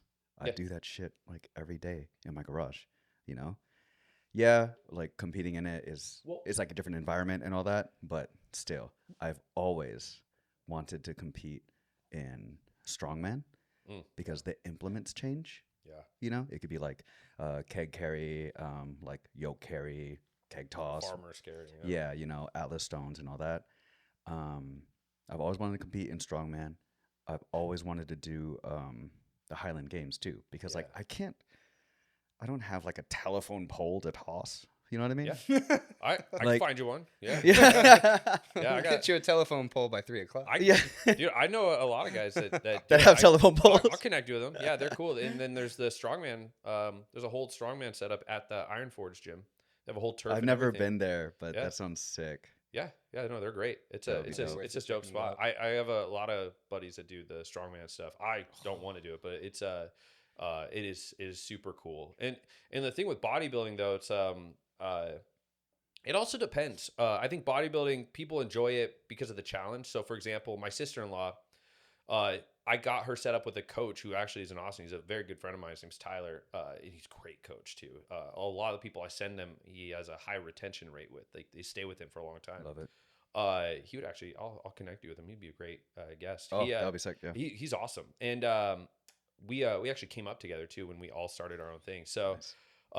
But my sister-in-law, she was struggling with like her weight. You know, she was an athlete all through high school, and then she just gained weight. And then when she had my niece and stuff, it was just hard for her. She was always active in the gym, but not really seeing any significant gains. And then she had a friend that was competing up in like Washington, Tacoma, Seattle area, which is where she lived before they all went back to Idaho. And I think she just got like the bug. Like she just got inspired. Yeah. She's like, I want to do that. And so I It's said, for bodybuilding. yeah, but I don't think she wanted to do it for like the medals or the trophies or like trying to be like a pro bodybuilder. I think she just wanted to like get back into being in shape and athletic. I just want to look good naked, bro. Yeah, that's what I tell people when they ask me like, why do I work out? And I'm like, just look good naked. Seriously. But they literally like 100%. yeah, I don't care about anything else. Yeah, but no, my sister-in-law, she just did her very first show last month, and I mean, dude, she looked That's it's sick, night and day dude. difference. It's so significant. I think she lost like 50 pounds or something. Insane. But she she got in a lot of like really good shape. She made all these sacrifices, all that, but she did it for herself. She didn't really care about all the other stuff. And so like some people do that. Like they like the actual show itself is just a finish line for them. It's it just gives them something to work towards. But yeah, I have zero interest in competing in bodybuilding. It's extremely difficult. Yeah, So, I don't want it to sound like I'm talking shit about it. You know, like it is so difficult, and I feel like in some ways it's more difficult than like some of the other sports that we're thinking about. Like jiu-jitsu, preparation, MMA. 100%. It's like I mean, competitive malnutrition. Yeah, that's what I was gonna say. Is it's technically not healthy. You know, No, it's meant not to healthy. be very like brief. But it's that's why I think a lot of people enjoy it and appreciate it. It is extremely challenging. Sure. I just think that it's unfortunate that the competition itself is technically a pageant. Like you have judges, they have you do certain poses. You have to learn the poses, and the posing is not easy. And then you are judged based off that routine, and then they determine your outcome. Dude, when I got started in the Austin fitness community before COVID, bodybuilding was really dominant in Austin. It was huge out here, and so that was like my main demographic of people I mingled with. People that would attend our events and stuff, and there were so many shows out here at the time too. Like it was big, and but they I think after a while, like people started to realize like unless you were a very dedicated like lifelong bodybuilder, there was just not enough return on that type of commitment. There's no money in it. A lot of these guys don't make any money. It costs a ton of money to do between the tans, the meal prepping, the bikini. I think the bikini that my sister-in-law got for her show was like $1,200. And then when you compete in the shows, every class that you compete in, like because there's different classes, it's different registration fee for each one. And then even attending, I think is batshit crazy. It's just like the morning show is separate from the night show. Attending like as a spectator? Yeah, it's like $100 a ticket to go and sit and watch the like people come in waves and just pose. Like there's not like an exciting aspect to this, and I know this because I was helping out. I helped out a couple times, like coordinate some of these shows, and it was I was just like in my mind, even thinking with like the Fit Fest and stuff, I go, there's just like not like return on this. A lot of it's just glamour, and a lot of the promoters are just trying to look like they want to make this look like a high-end production, but they're doing it at the cost of like the spectator and the athletes. And so I've noticed like a pretty big decline. Like I even noticed at this previous Olympia, like I didn't even know it was happening until like the second day, and I had friends competing in it, so that was like what caught my eye. But I totally forgot that it was happening, and it's a huge expo and an event. So it's just, I mean, if there was a way to figure out where they could compete against each other and it was objective, then I think it would regain popularity, but I don't think that's going to happen. I think that's why we're seeing just such a shift towards, like group training, high rocks, things like that, athletic competitions, jiu-jitsu, things like that. So I think the only thing I can think of that would make it, a competition, an objective competition and that sort of thing is like literally doing like scans, like DEXA scans or something, scans, and competing on like body fat percentage. But that Yeah. doesn't sound good at all. yeah, but it's and then you have like the It's genetics, like, oh, lean muscle mass. where like you could do like measuring the circumference of muscles, but it's Yeah. like people are shaped differently, so Yeah. it doesn't mean that Exactly. you have more muscle mass. Yeah, that's Well, and It's that's like my why. insertions are way better than yours, bro. yeah, exactly. But then, yeah, exactly. it's still it will always somehow get morphed into like just an opinion. You know, oh, it's like, oh, you know, the numbers might say this, but this person's opinion might say that. It's just, you know, I don't know. It's one of the funny things about being the guy that started the Austin fitness community is like, one, everyone, like a lot of people that I'll meet will assume that I know everything about fitness, and it's like the complete opposite. Like I'm learning as I go. You know, it's like Hell yeah. it's a fun journey for me. I never act superior or like I know more than someone. It's almost the opposite. I'm like, I actually have no idea, dude. And sometimes they get mad. They're like, well, you're Austin fitness community. I'm like, yeah, I know. I'm also figuring it out.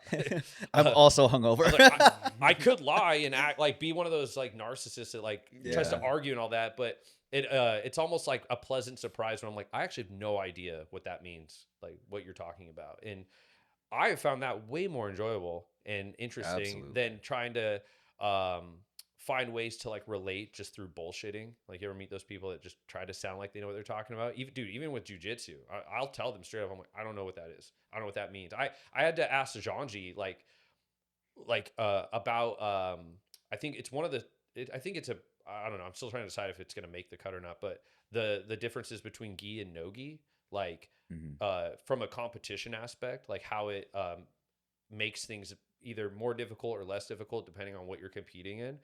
And the first couple times I brought it up, you could just see them be like, "This guy's making a documentary on jujitsu, doesn't know what the difference is." Like as far as like I know the attire is different, but how it makes competing different. I think And that's only beneficial, yeah, like but my opinion. it's You know things what I like mean? that, like that kind of catches them off. And Yeah.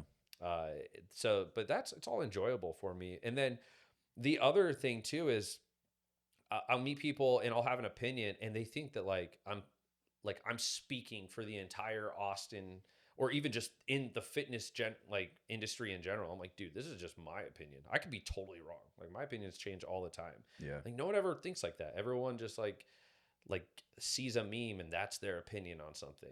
They're just regurgitating shit. And I'm like, no, it's just from my experience. You know, Yeah. it's for even relating to bodybuilding, you know, there could be someone that I could introduce. I've had 3 Olympians on the podcast, the Austin Fitness podcast, Sick, bro. and they're great. I love them. Like they could not be nicer people. They probably would disagree with me on my opinions, and that's awesome. I want to hear, you know, where I might be misunderstanding something or I might just be misperceiving something, but unless someone just tells me. But people get so, you ever notice like no one just disagrees anymore, they just get combative right away. It's wild to me. Like, okay, Yeah. didn't know I was in a fight now. Yeah. Just don't share the same opinion. So yeah, it's but it's one of the things that I'm just powering through. I'm hoping that things will start to sway. I think people are just getting kind of tired of pretending all the time. Well, and I was when you were talking about like bodybuilding not being as popular, I'm also thinking about there's been a shift in like health Yeah. and like the more going to people to check your blood work without going to a doctor and just trying to figure out where your levels are at on your own. So I think Yeah.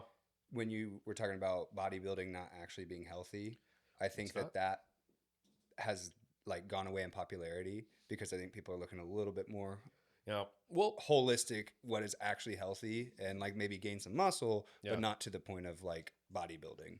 yeah. Well, a lot of people will that are, I guess, uneducated when they pursue bodybuilding. They'll jump to conclusions, or they'll think that if I just take a bunch of steroids, I'll get big. And it's so wrong on that aspect. I've met a lot of guys that take some of the most powerful steroids ever, and it completely fucks their bodies up.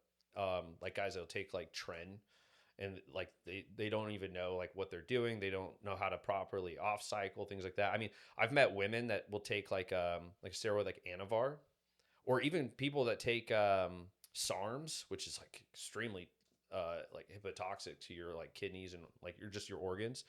And for example, I knew one girl, she was competing, this is like 2019 or so, and she looked great, but she had a horrible coach. He put her on a bunch of steroids, and then didn't even go to her show, didn't even like properly teach her how to like pose, and then abandoned her after the show. So she didn't even know how to like off cycle the steroids that she was taking. And she said it like fucked her like whole cycle up. She like couldn't get a period. She was like, I think she started like losing, like her hair was like thinning out. And then she was like, she had this like hard, nasty crash, like mental, like it took her months to recover. And That's crazy. yeah, people just jump into that stuff. And I'm like, you guys are insane. I can't imagine jumping into that ignorant. I'll jump into a lot of things ignorant. Yeah, same. Jiu-jitsu, right? Yeah. But I'm like heavily reliant Yeah. on world-class coaching. Oh, thanks, Oh, jeez. there we go. Yeah. Yeah. You know, but I couldn't imagine putting whatever kind of steroids, you know, Yeah. in your body with like no consultation, you know. At all. Yeah. No one, like I always tell people too, even like a lot of my guy friends and stuff, they'll be like, oh, I'm thinking about jumping on test, this or that. I'm like, well, have you done your labs? And they're like, well, what's that? And I'm like, you're going to jump on testosterone. You don't even know what labs are. Like, go get your blood work, dude. Like, make sure you even need it. Like, have you even gotten your like labs done where you can see where your test levels are at? And I want to none. get all of that done. I want the Dude, I some want of my the biggest I want the body sponsors data. are those companies. I work with Game Day Men's Health. Greg, who Yeah, was at same. Game, Yeah. dude. Greg's the man, dude. That guy, huge. Like that guy he played a pivotal role in helping me keep things moving forward. That's sick. He was been nonstop supportive since day one. That's dope. He's awesome, dude. He That guy. does like that. I don't know. He What do owns you call Game it? Day Yeah, Men's labs. Health. They do the testosterone replacement, and like they do all the labs and stuff. And then there's another company I started working with called Better Way Blood Testing. They're local. In fact, the guy that founded it, I'll connect you with. I know he wants to start doing shows. You could probably do one at their headquarters, but they have I'll take you there too. We're Yeah, doing a let's do it. social there, like a December 7th or something. It's a Sunday. Tight. I'll send you guys the info. But they have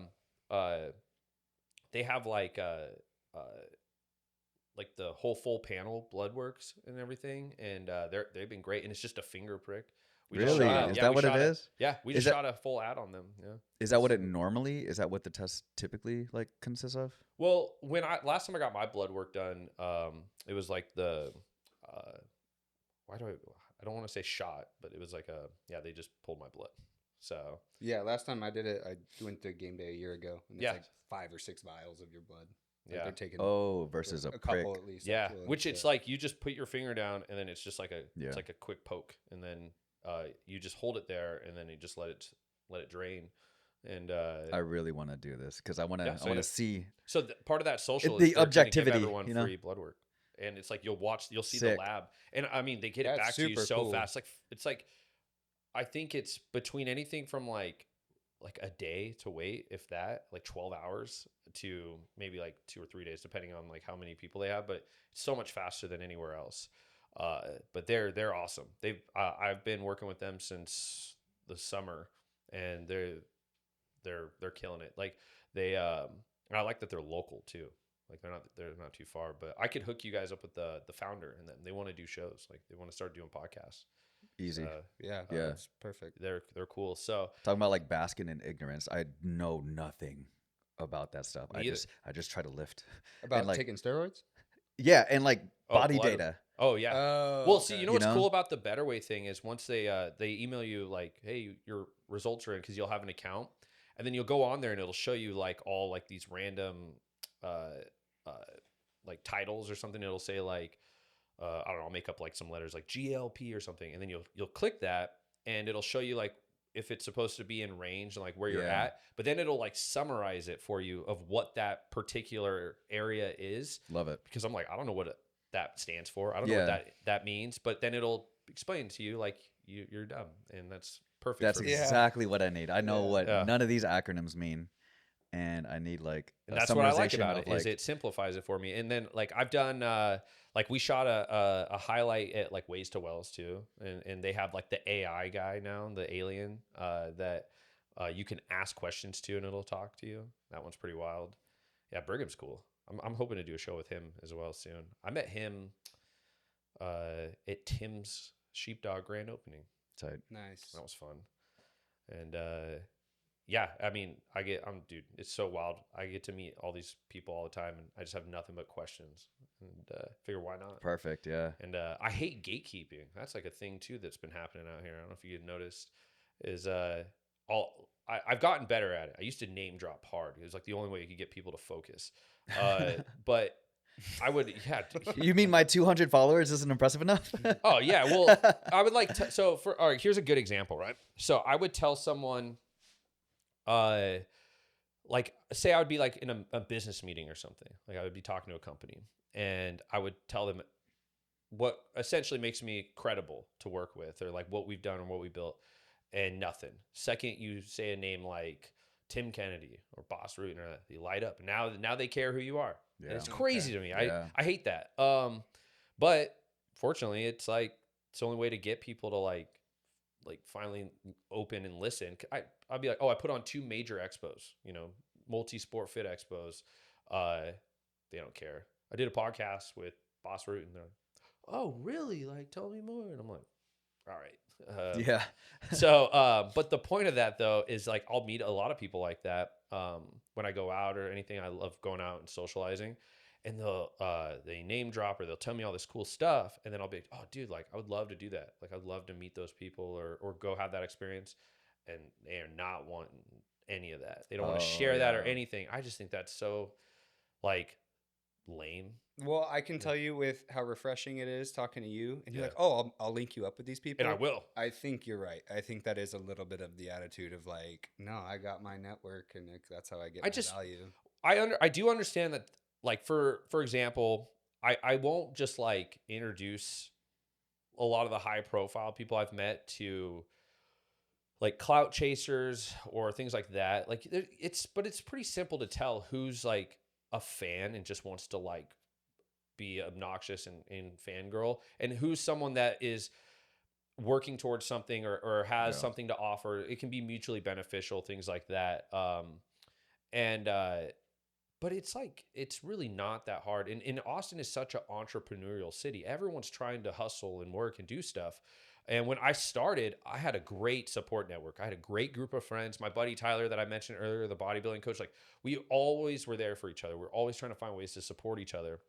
And then after like this big LA, New York migration here and all this, I noticed that it had shifted to more of a materialistic approach where I would meet people and it was almost like, who do you know here? Or why should I even talk to you type of thing? And I'm like, I don't know, because we're the same bar. Yeah. Like, we're the same group of people. Like, how about just being normal? Like, Yeah. And I kind of fallen into that a little bit. I think it was just when you take so many L's, you're just trying to look for a win, and you start to kind of like lose your perception on reality and authenticity and remaining yourself. And it was actually at as I'm saying it, name dropping, at Boss's birthday.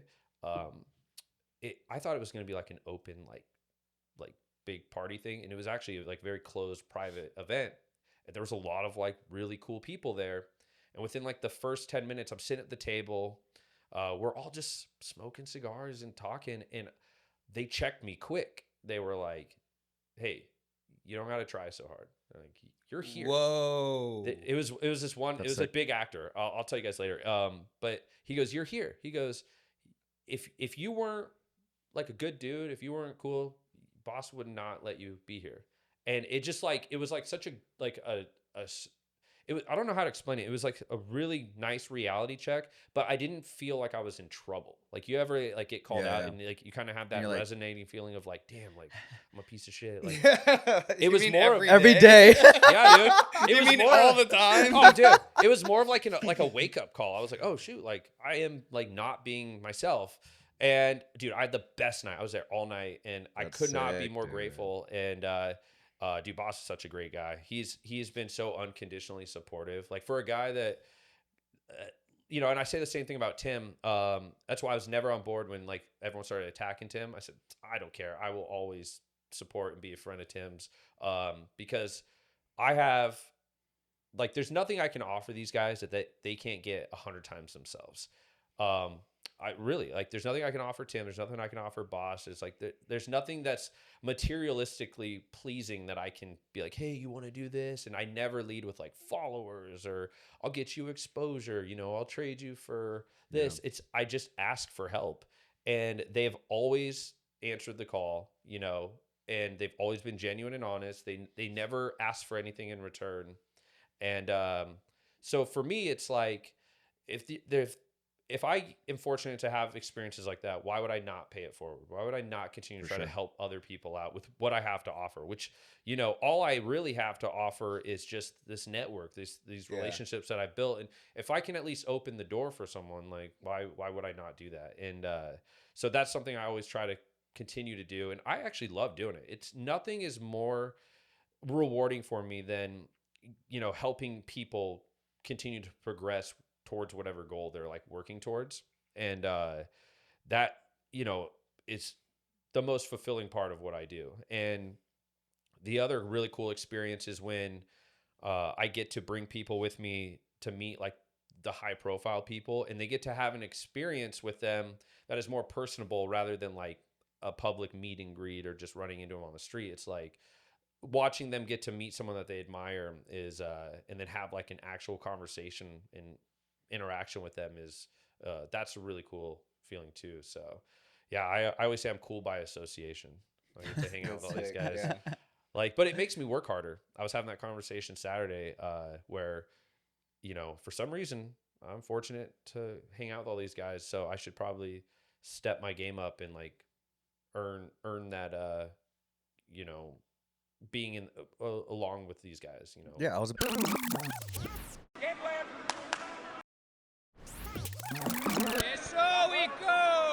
about to say, in what ways do you feel like you need to step your game up? Just continuing the work I'm doing, Yeah. continuing to grow it, and try to create more, you know, with like the media stuff we're shooting, like that vlog. Dude, the vlogs were fun. I never vlogged before. Johnny, he never filmed a vlog. I thought he did great. Yeah. We're just learning. I mean, we're figuring it out as we go. I'm no way an expert. And we're trying new things all the time. Like sometimes they fail. I never understood why people are shy from failing. Like, you ever heard that quote? It's one of my favorite quotes where it's like, a loser is somebody that is so afraid of failing they won't even try. And it could not be more true. I mean, dude, that's how I played college ball. I rode the bench in high school, and I really wanted to play. And I was a year out of high school. I was hanging out with all the Boise State football players, and this is like when they were unstoppable. Like Kellen Moore was their quarterback. He's now the head coach for the Saints. They had like all the superstar athletes. They were like number 3 in the country. And I wanted a piece of that glory. I was like, I want that. Like, I know I can do that. And I always felt that I rode the bench. I mean, I still feel that way, where it was a lot of favoritism. I just was never given an opportunity. I was like, I'm good, but no one will, like, you won't even let me play. Like, I'm, you know, and I was pretty bitter after high school. And then I started hanging out with those guys, and there was this guy, his name was Billy Wynn. He was a defensive tackle. He would later he would get drafted and play in the NFL for a while. And I was sitting at a hookah bar with him, and he was just like, well, why don't you walk on? Like, why don't you go play? And I go, well, I have no film. Like, I have no stats. Like, I rode the bench. And he was like, that's all bullshit. He's like, no one cares. He's like, do you work hard? Like, can you play if given a shot? And I was like, yeah. And he's like, then fucking do it. Like, who cares? And then I got obsessed with that. I was trying to go to Boise State, but when you have no film, the number 3 team in the country is not going to talk to you. But one of the coaches there, he was a wide receivers coach. He had his name was Coach Robert Prince. He had talked about going to a junior college. I didn't even know what a junior college was. I was like, what is that? But they, there's all these JUCOs. And then my best friend had actually just went to Butte College in Chico, California. And he hits me up one day, and I'm working at a shoe store in the mall. I'm like 20. I'm like 19 or 20 years old. No, I'm 20. And miserable, dude. I'm just like going to, like, I was part-time student in college. Just, I felt like I was meant for so much more than what I was, the shoe store at the Boise Mall. And even before that, I was flying toy helicopters downstairs. Like, I just wasn't doing much. And yeah, man, I was miserable, but I was still working out. And because I had this idea that I was going to like play at Boise State. So I was training. And then I met a lot of the players and we would go work out together. And but anyways, my buddy told me about Butte College. He's like, they take guys like you. Like they'll recruit guys that just have potential, like athletic abilities and stuff. And so I filled out the recruiting form, and they recruited me for like 2 weeks. This is crazy. I'm working in the shoe store, and I'm just getting chewed out in the back room for no reason, and I hated that job. And I get an email from the coach at Butte, and he's like, "Hey, after we've reviewed your app,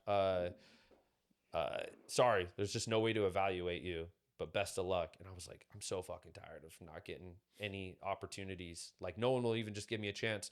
And I'm reading that as I'm getting chewed out, and I just said, I can't live my life like this. And I quit my job. I went home, packed a bag, and I drove to California. And I said, if these guys are going to, tell me no, well, then I'm going to make sure I exhausted every option before I throw this dream away. So I go down there, and like the next day, I'm walking around campus looking for the coach's office. I find it, and I'm thinking I'm going to go in there. It might be one coach. No, dude. All the coaches at this You had a big table, panel. Yeah, it and was they a all board. just do this, and they're like, "Who the hell is this guy?" So I talked to one coach, this guy, Coach Snelling, and he like couldn't believe I just drove down there. He was like, "All right, do you go to school here?" I was like, "No, I just got here like yesterday." And he's like, "Well, how long are you in town?" And I'm like, "Till this meeting's long over." as it takes. And Yeah. he's like, "You're just gonna drive back to Idaho?" I was like, "Yeah, I don't live here. I don't have any reason to stay." And he's like, "Okay, we'll come to practice later." So long story short, I was able to like talk my way in. I had to work from the bottom. I was filming practices and all that. And then that year, Butte went undefeated. We won the national championship. And then they started getting all these bounce backs, all these D1 guys that like were amazing athletes, but dumb as shit. And then they had to, they got like they kicked failed out. And they had to go you ever back watch to the show Juico? Last Chance U? That was exactly how my experience Okay. was. But so I knew I wasn't going to get any playing time. So then I transferred to Sacramento. I was at Sacramento City College, and then I played a full season. And then I realized like, shit, I could do anything I want. Like, you just have to be tenacious and determined. And I quit like after my first year. I was like, I don't actually want to play football. I just wanted to prove everyone I could. That's Like, awesome. Yeah, and then I dude. quit, and then I moved back to Boise, and I was like working in the gym, and I was really good at it. And then I was like doing security at concerts and all this, and I felt like I was stalling. So then I made like an abrupt like overnight decision and moved to Tacoma, Washington. Did 10 months out there, hated it. It was awful. And then I had a road trip planned. I was going to move to Miami, and I was looking at cool shit to do in every city I was going to visit, and Austin was on that list. And I was like, man, Austin looks like a ton of fun. I kind of want to go there instead. And I couldn't decide. And I just flipped a coin, said heads, going to Austin, tails, Florida. And, I said heads. And I go online, and I just found an apartment. And then I put like the deposit down, and it was like September 15th was your moving date. And this was like the end of July. So I was like, I'll just go spend August in Boise. Do my birthday's at the end of August, and then I'll just hit the road. And I had an epic road trip, went by myself. Got here, I only had a laundry basket, my TV, and my laptop. That's all you need, Dropped baby. it off, and then just started the adventure. And yeah, I've been 8 years. I lived there for 7 years. I just moved into a new place like Damn. in August. And yeah, the rest is history. But no one does shit like that anymore. I meet people all the time that they just don't want to even go somewhere because they're afraid like they might look silly or they might fail or this. I'm like, fuck it, fail. So many people are afraid of looking silly, man. I feel Right? like that's just my day to day. I'm like, fuck it. Who cares? Yeah. Or they're just so worried about like the opinions or perceptions of others. And I'm just like, who cares? Like, what's funny is there's a guy that lives out here. His name's Zach Tellender. Oh yeah. And Zach had made a video not too long ago, and I could not relate to it more, where he just said, no one gives a shit about you. And that's a good thing. Like, it's freeing. And when that like really clicked, I go, yeah, like, think about, like, sometimes people will like leave a nasty comment or any of that, but I think we've all done that. I don't even remember like I probably just did it yesterday or something, but I don't remember saying like holding on to that like thought past the comment made. And then I started thinking like, well, that's probably what people are doing to me when they like troll me on like YouTube or Instagram. Like, who cares? Like, I'm, unless someone comes and confronts me in person, I really don't care what someone says to me online. Like, it's not going to stop me from trying new things or doing stuff, even just that vlog recently. It's like, there was stuff I could have taken out or hit or tried to make me look cooler or, anything that I could have been insecure about. But it's like, why? Like, the whole thing was fun. I had a blast with everyone there. Like, that's definitely something that I've been like trying to get over. it Like I'm not super comfortable in front of the camera. We talked about the last episode. I think this is like episode 5 or 6 or something like that. It's like the 7th one that we've recorded or something like that. Yeah. And just after this short period of time, I am already feeling like infinitely more comfortable. It's just repetition. in front of the camera. I mean, It's just reps. Relate it to jiu-jitsu. Exactly. Like, you think your first day is going to go well. Like, you think you're going to be good. But after a while, you just get better. I mean, dude, I've always thrown myself into like crazy situations. Like, I didn't know how the fuck to do an expo. I just was figuring it out as I went and trying not to make any mistakes. And then just going into year 2, I just knew what not to do from year 1. Even the podcast, the very first one, I was actually very lucky that Zach Bitter was my first guest. I just met him. He just moved here from Arizona. Really nice guy, really smart. I helped him move into his house, and he was telling me about how he had done like over 300 podcasts, like either like on Zoom or in person or all that. He's done Rogan's twice.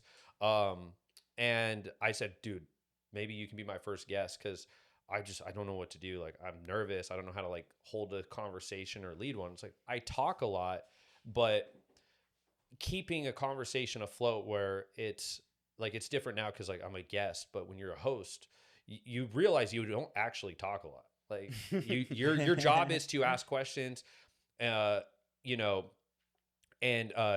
expand on certain answers and things like that, and keep the conversation afloat. But that was not a skill of mine that I didn't even know until I started prepping for podcasting.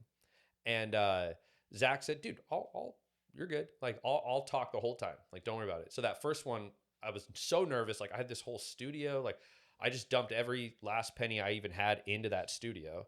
And I had raised money through advertisers just to get the equipment and stuff. And I didn't know how all the equipment worked. There was a guy, he's gotten really big now. His name's Gary Faust. Do you know Gary? He does a lot of stuff with like the Drinking Bros podcast, but I think he goes by Street Gonzo now. Okay. He's actually brilliant. He's wild man, but he's brilliant. But I bought my first cameras from him, and then he actually came and like showed me OBS and like how to set things up. But going through that first one with Zach was nice. And then, dude, next podcast, Tim Kennedy. And I mean, sick. I never met Tim before. He shows up, and I mean, you guys know Tim. He's full of energy. I'm so nervous. And I have, this is back when I used to have my soundboard, like the Rodecaster, on the table with me before I had like an actual setup. And I had on there all the topics and like in paper printed like all over it. And I didn't need any of that. Like, Tim is the best, easiest guest you'll ever have. Like, that guy is such a fun conversationalist. But that was it. That was my second one. I just threw myself into it, and I was like, fuck it, here we go. And it was great. It is still one of like my top 3 shows that it still continues to get watched. Yeah. And I've had shows that I bombed at. Like, I've had shows that sucked. Like, I had a show. This might be a little too much information, but I had a show one time where this girl. This was like 4 years ago, maybe 3 or 4 years ago. This girl hits me up, tells me she's pregnant, like 5 minutes before I do a show. Oh! And I was so scared. By the time, dude, I was having a panic attack. Like, but then the guest showed up. Yeah, I could imagine. And I forgot her name. Like, when we started the show, like I forgot her last name. Like, it was bad. But good news, that kid was not mine. And there we go. All has been good and clear since then. But yeah, like. And then I've had shows where like I misquoted someone and they got mad. I've always used humor to just balance and deal with uncomfortable like moments, because that's also my coping mechanism of choice. my best friend back home, he really played a role in helping me like build my confidence up, and like learn how to navigate and manage a lot of like insecurity. Like I struggled a long time with insecurity and just wanting everyone's approval all the time. Like I had this need to like prove myself. But it was after I did the football thing, I was like, I don't give a fuck. Like I can do whatever I want now. Like I was like, it was so rewarding. And now I've never really thought about it till right now, but it was like very freeing. Like after that, I had nothing to prove to anyone because I knew after that I could do whatever I wanted. Like I played college. I had never even played in the first quarter of a football game until I got to college. I don't know how many people can say that. Bro. That's crazy. Yeah. And, you know, I just continue to do that now, but I also try to like motivate people to do that too. Like I like to, it's almost like a weird form of bullying where I like try to force them to go and do. Put yourself out there, Yeah. something like that. Yeah. I mean, it's so fun like to just watch someone, because I've seen more times than not someone that I've like peer pressured into doing something, like crush it, whatever it was, you know, whether they're karaokeing or trying to weight lift. You know, I saw a guy that was so nervous to try to power lift with us one time, like deadlift. And dude, he ended up pulling like more than like half the group. He never deadlifted before. And but he like was hesitant to do it. So yeah, man, it's a cool experience. Like and I think that, you know, more people continue to think like that and stop being so gatekeepy and, you know, acting entitled and above everyone. Like we'll see a nice shift away from all that materialism and start having more fun again. So What do you think are some of the biggest blockers preventing somebody to do like something they want to do? You know what I mean? yeah, no, it's a good question. It's I think a lot of it's the fear of the unknown, like knowing how the response is going to be. The fear of failing for sure. I think failure has gotten actually kind of a pretty negative stigma. I don't think failing's bad at all. I think if there's anything that I've learned from doing consulting work, dude, I've put events on like open gym parties no one came to. Even recently this summer, it's like the fear of embarrassment, I guess. So in the summer, every summer I throw a big boat barge party, right? And they're so much fun. They sell out every year. I have to get the biggest boat in Lake Travis, and this year was like our best one. So this year though, I wanted to like really like try to kick like summer's ass and just do a lot of fun stuff. So it's like the week before I threw like this block party, and it was a good turnout, but I have high standards, but it was still a win. I tried not to be too negative on that. I try not to dwell on, I try to give myself some due diligence and credit. But the point where I'm going with is like the boat barge day was going to be a 2 separate thing. It was going to be do the boat barge in the morning to like 3 p.m., like 10 a.m. to 3 p.m., I think is the time. And then I feel bad because I promote this boat barge, but I can only invite so many people. And I think this last year we had like over 1,100 submissions to go. But I was like, I don't know, 1,100 people. Like the first couple of years I was doing it, I think this was our 5th one. It was just like a free for all, and then we started having a clash of personalities and like people fighting and shit. And I was like, okay, I got to be a lot more picky on who comes. Yeah. So this year was great, but then so the way to combat that was I started doing an after party at night. I would like work with a bar or something or a venue downtown and be free to the public. Just anyone can come and just kick off summer. And so this year the boat barge was a huge success, but then we did our summer kickoff jam and no one came. Dang. I'm sitting there, dude. The drink sponsors are pissed at me. The venue's really mad at me. And they were great. The venue, the manager, all of them, they worked really hard. They did everything right. Just no one came, you know, and that happens and it bombed. And Why do you think nobody came that time? I just think it was a mixture of things. One, summers are always kind of hard to do events in the nighttime because people go so hard during the day because it's beautiful out that it's hard to you know, strap it together and go out that night as well. And then the other thing was I found myself being the only one doing the promoting. All the people I was partnered with, no one else helped me push that, which I think played a role in it. Conflicting events can always play a role, you know, that there was stuff happening that day too. And, you know, it could just be, a lot of it's just circumstantial. Venues could be too far away. We did that one at Victory Lap on campus. Beautiful venue, great for what we were trying to do. But I think when people go out, they would rather just stay somewhere on 6 if they're downtown. Like they don't really want to have to drive all the way up to by like UT and stuff. So I just think it was a lot of that like all factored in together, and no one from the boat barge came. Like they were burned out after the boat. I don't even know how I made it to the after party. So instead of it, it sucked. It stung for like 2 days. I was embarrassed, but just kept moving forward. Like, I just don't dwell on things, but I do know a lot of people, entrepreneurs and everything, will fail at something like that or get embarrassed, and that will stick with them for a long time. It'll play a role in preventing them from taking any more risks. And then it could be like a number of other blockers could be like what I mentioned earlier about people measuring their worth or success through social media response. So it's like if they promote an event, but they don't get enough views or likes, they might cancel the event. And, or if they don't get a number of RSVPs or this or that. And I'm like, you just got to push through, and you have to build relationships and, find your rhythm. And even kind of loosely related, I meet a lot of trainers, like personal trainers. A lot of them are beginner trainers. I've met people that quit their jobs to become full-time trainers. And one of the things that I always will encourage them to do is I'm like, go work at a corporate gym for like 3 months. Like go work at like Gold's Gym or Fitness Connection or any of that, where you're not like, you don't have any liability problems. Like you're going to be fed clients, so you don't have to do your own promotion. But I was a trainer at LA Fitness before I moved to Texas, up in Tacoma.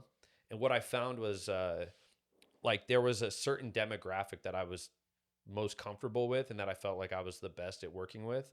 So I tell people that too, like work with different types of people, old people, injured people, young athletes, people trying like weight loss clients, things like that. Find your niche and then expand on that, and don't just go all in. And then if you don't get the response you want within the first 3 days, give up. Bail. A lot of people do that too. They, if they don't get that like instant validation, they just quit. Like they just don't even try. I've noticed that there's a huge lack of effort problem infecting society today. The work ethic is at an all-time low. I mean, God, I have to like, I'm so mean to people that don't try hard. It drives me crazy, dude. I'm like, That's hilarious. Like, I'll never ask someone to do something I won't do. But I learned that when I was managing the supplement store. I'm like, dude, do your fucking job. Like I'm running this joint and I'm doing your job too. Like, don't tell me you can't do it. We're selling the same stuff, so it's not like I got a better products in the back. You know? Well, dude, all that resonates with us a ton because, putting out these long form episodes, it's like feels like a lot of exposure and it could be embarrassing. But I relate with like all those recent posts from Zach Tallender have been super on Zach's point, great, man. calling out other influencing creators. The Goob. And just pretty much just like, what are you afraid of? Somebody that's going to hate on your stuff that you're putting out there is not doing what you're doing. They're not doing better than you. They're probably just miserable and trying to make you as miserable as they are. So you might as well just keep doing what you want to do and have fun with it. And Zach's been super encouraging, like watching his clips. I'm like, I always run into Zach at the most random times. And he's, I like that he's gotten into music. Like he does what he just wants to do. Yeah. So I've always enjoyed my encounters with Zach. And have you guys ever seen like the Goob? Goob is I actually had him on my show before he really blew up. The Goob calls out influencers or like shitty trainers, and now he's like calling out businesses and pedophiles and all that. But he's fucking genius, dude. Like he does his research. It's not just like exposing them. He comes with receipts. Dang. And he's great, man. I love his real name is John. And he's up in New York, and if I'm up there, I always make an effort to go see him. But he same thing. Like he will call people out, and I mean, it's gotten to a point where he'll like ruin someone if he exposes them. And when I did the podcast with him, and even to this day, I'll still talk to him and I'll ask him the same question where I'm like, what do you think's the best thing for one of these people to do that gets called out? And he goes, just ignore me. He goes, I'm just posting shit that I'm seeing. He goes, but the worst thing you can do is try to like make a reaction video or attack me or this, because now I'm just going to double down. But he's like, he made the point where he goes, people are so short-sighted that he's like, I can call someone out, they'll get like shit for like a day or two, and then something new will pop up. And that's how I feel about all the projects and stuff I do is like, this bomb, like for example, that summer kickoff gym, it stung for like 2 days. I was really like annoyed at how it just, I had all this momentum and like I felt great after the boat barge. And then I'm at this event and it tanks. And I'm like, I just felt like the biggest loser. But then I had to like remind myself, like, no one's even going to remember this. Like, I guarantee no one's even thinking about this right now except me. And just, forget about it. Like, what is the next project? Like, let's move on to something else and just make sure, I give that all my effort too. And that's why I'm also like, I'm very structured and organized too. That's one thing I try to encourage people to do is be very like attention to detail and try.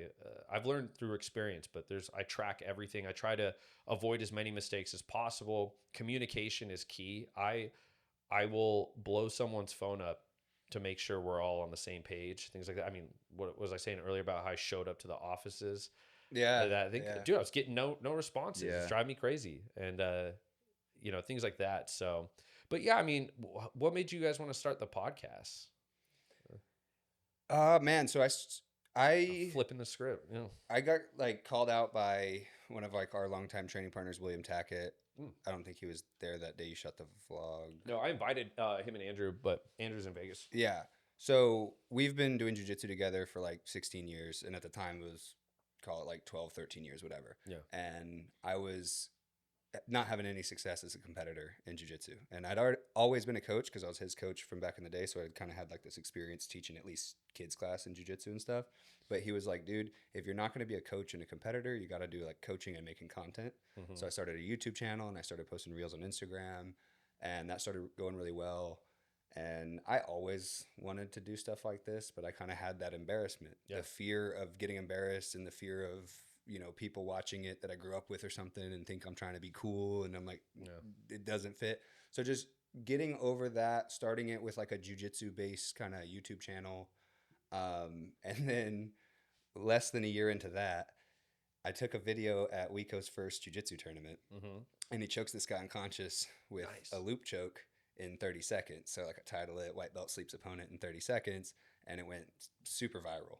So it's almost at like 5 million views now. Oh, wow. Yeah. So then from that point, I was making content and putting stuff out there. I don't really know the timeline of when you started getting into shooting and getting cameras and that kind of stuff, but it wasn't really too far after that. It wasn't that far. I was like, I had started dabbling in it a little bit because I had, I've taken pictures before, but I never started taking video because I've always been intimidated by it. You know what I mean?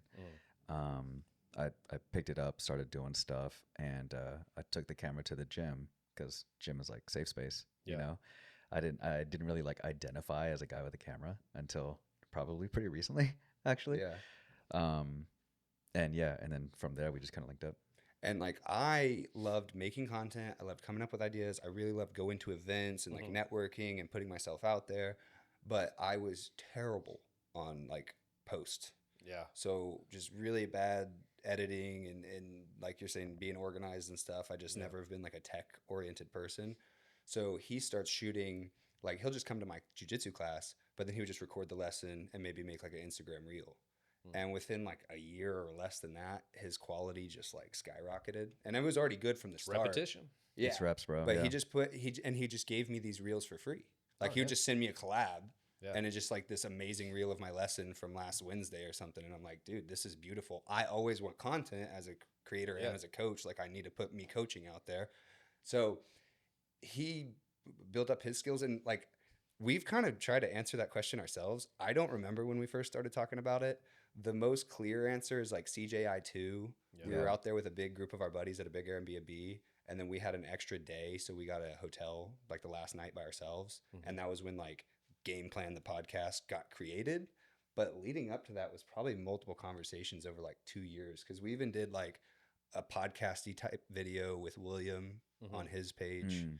So we had like been dabbling and trying to figure it out. So I was always down to do it. I didn't have the skills. He wanted to do it, but he didn't want to be the front man. So we just kind of met in the middle of, I'll do what I can. And then we're really excited about it. I mean, like you keep It's fun. kind of bringing up, like once you take away the embarrassment of like the worst thing that happens is no one views it. Well, then no one can say anything because they didn't see it. And then the best case scenario is a bunch of people see it and they talk shit, and it's like, well, I don't. You least they're shouldn't care talking. about that. Yeah. Yeah, at least they're talking. So Well, if there's anything I've learned, it's that like no one even remembers, even if they do talk shit. Like dude, one of the craziest experiences I've had. I think this might have been still during the peak podcast, maybe before. Is I was at like I think I was down south somewhere at a gym, just working out and socializing with everyone, and I met this guy, and I've always like. I'll bring up like Austin fitness community, but without saying like, oh, I own that or that's mine. I met this one guy and he just started like hating hard on it. Dang. And I go, oh, damn, like why don't, yeah, why fuck don't, them. I go, well, why don't you like it? And he's like, oh, dude, the owner, like that guy fucking pisses me off. He's such a douchebag, this and that. I'm like, really? I was like, what happened? All this guy's talking all this shit about me, not knowing he's talking to me, which just tells me that it's such a, like, he just is like, this guy just hates just like There's no base for it. Yeah, he just it's resentment. A lot of these people like resort to just hating because they're resentful that they don't have the courage to put themselves out there. That's so crazy. And I mean, I get jealous too of a lot of people doing shit that I wish I could do, but I'm not gonna like tear them down. And if there's anything else I've learned, it's that I'd say 99% of people that are successful or doing things that they're happy with doing in any industry rarely talk shit about someone that's like struggling or not really doing anything. Like they don't care because they're too busy with their stuff.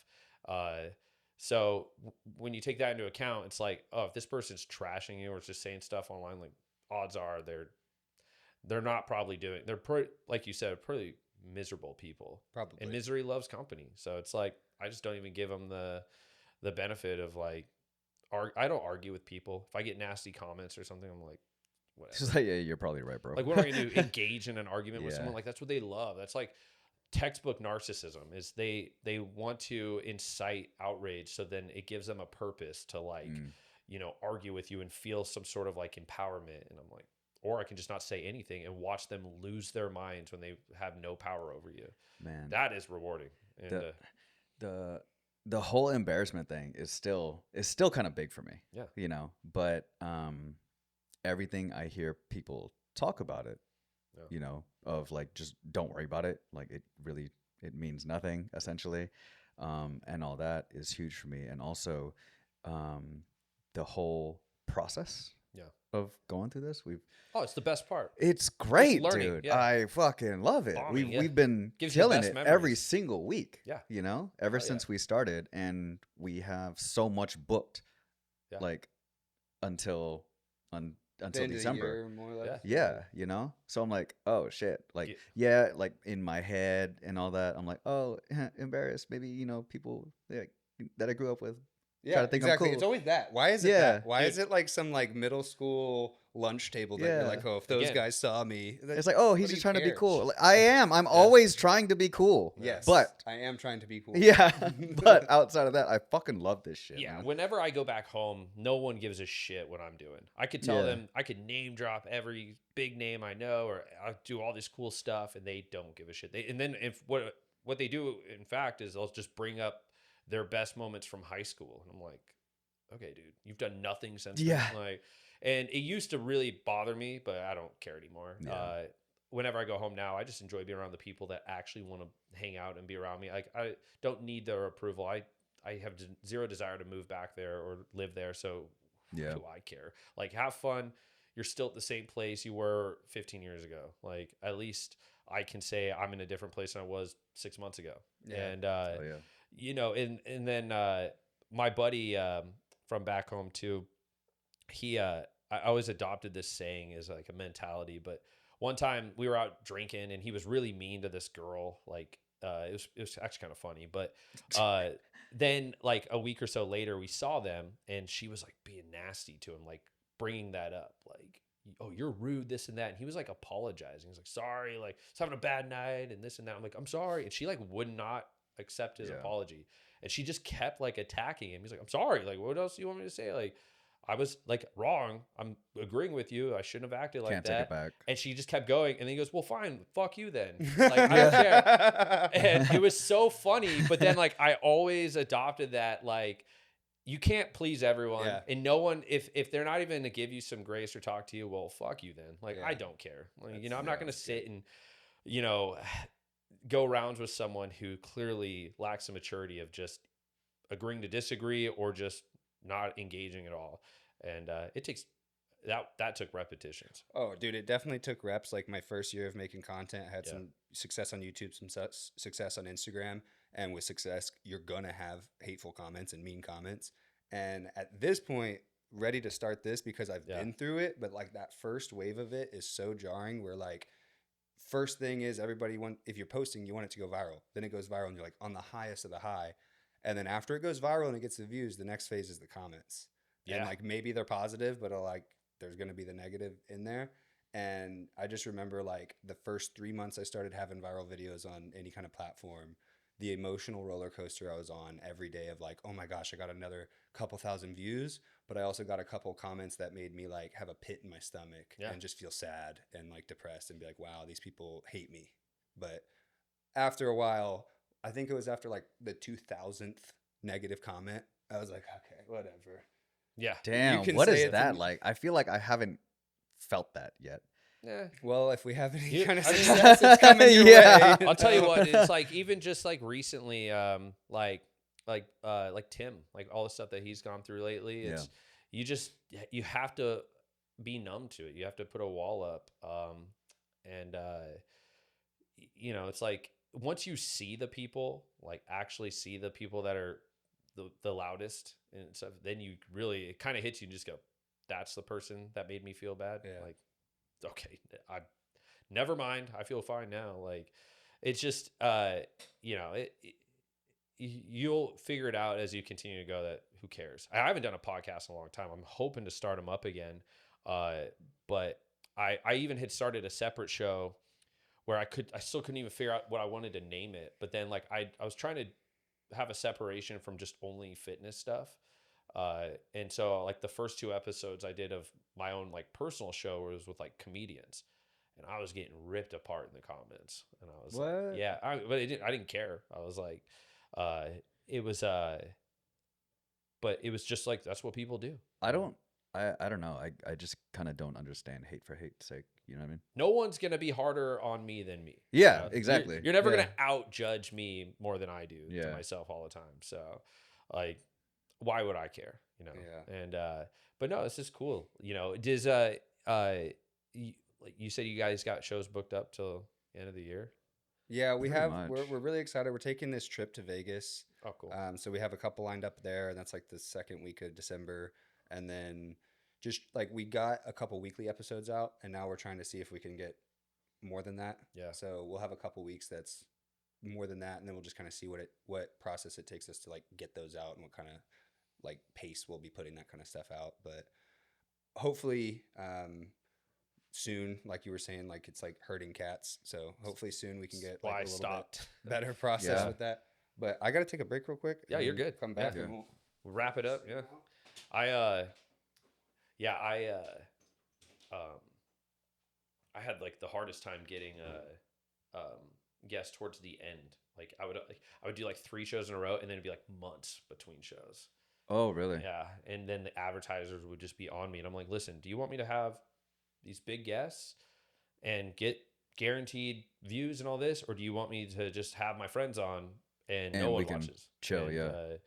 So I still have like a few more episodes to do, but dude, yeah, Mike would definitely come and do it, and he's awesome. Sick. That guy's great. He used to host the Love Line with Dr. Drew. He radio personality, roles actively. He's over at Tim's school. Sick. Tim would probably do it. Probably John Carlo would come and do it. Like, he's super nice. Have you met him?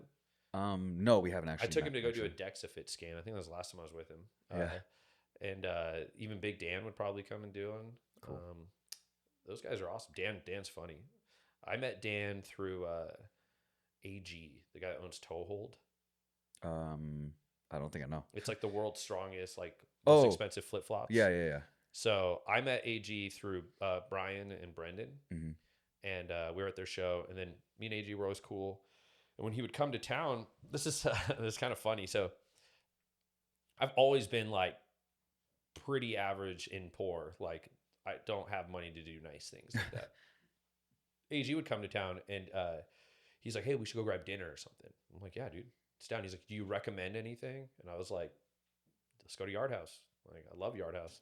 He's like, "I'll find us something." And then we meet up. It's like one of the nicest restaurants. It's like super expensive. Yeah, And then that's where I met Dan. So that's cool. yeah, I was telling him that like uh most of those guys would probably be down to come do your guys' show, like Mike and Tim. And then I was telling like Giancarlo would probably do it, and do Victor. Victor was like great on camera. Like, Yeah, I've interviewed him just behind the camera. Like I wasn't really talking to him, but it was like before CJI won, and Tap Cancer Out was a sponsor for CJI One, so I was working for them, and so it was like this at B team going over cancer stories with the athletes that were going into CJI One. So it was pretty heavy, right? So it was kind of an emotional interview. So you probably had more fun, but like ours was like a more serious conversation. But it was still like he crushed it in the interview, and he was super cool to work with. Yeah. Well, one thing that I loved is during like the Rise of Jiu Jitsu interview with him was like, I didn't even ask him to do this, but he was like strategically repeating the question back prior to his answer, but it didn't sound like he was repeating. Wow, like, it was. I was like, damn, are you like media trained? Yeah, because that was. And I mean, every question was great. Yeah, I've interviewed. I'm trying to think. Tim was our first one. Then we did Andrew and William together, and then we did Ethan, Robbie Rabati, Victor, Jean-G, and Felipe, Katie, Giancarlo. We did Giancarlo. Who else have we done? I think there's more. I just can't remember. The Flow Grappling CEO.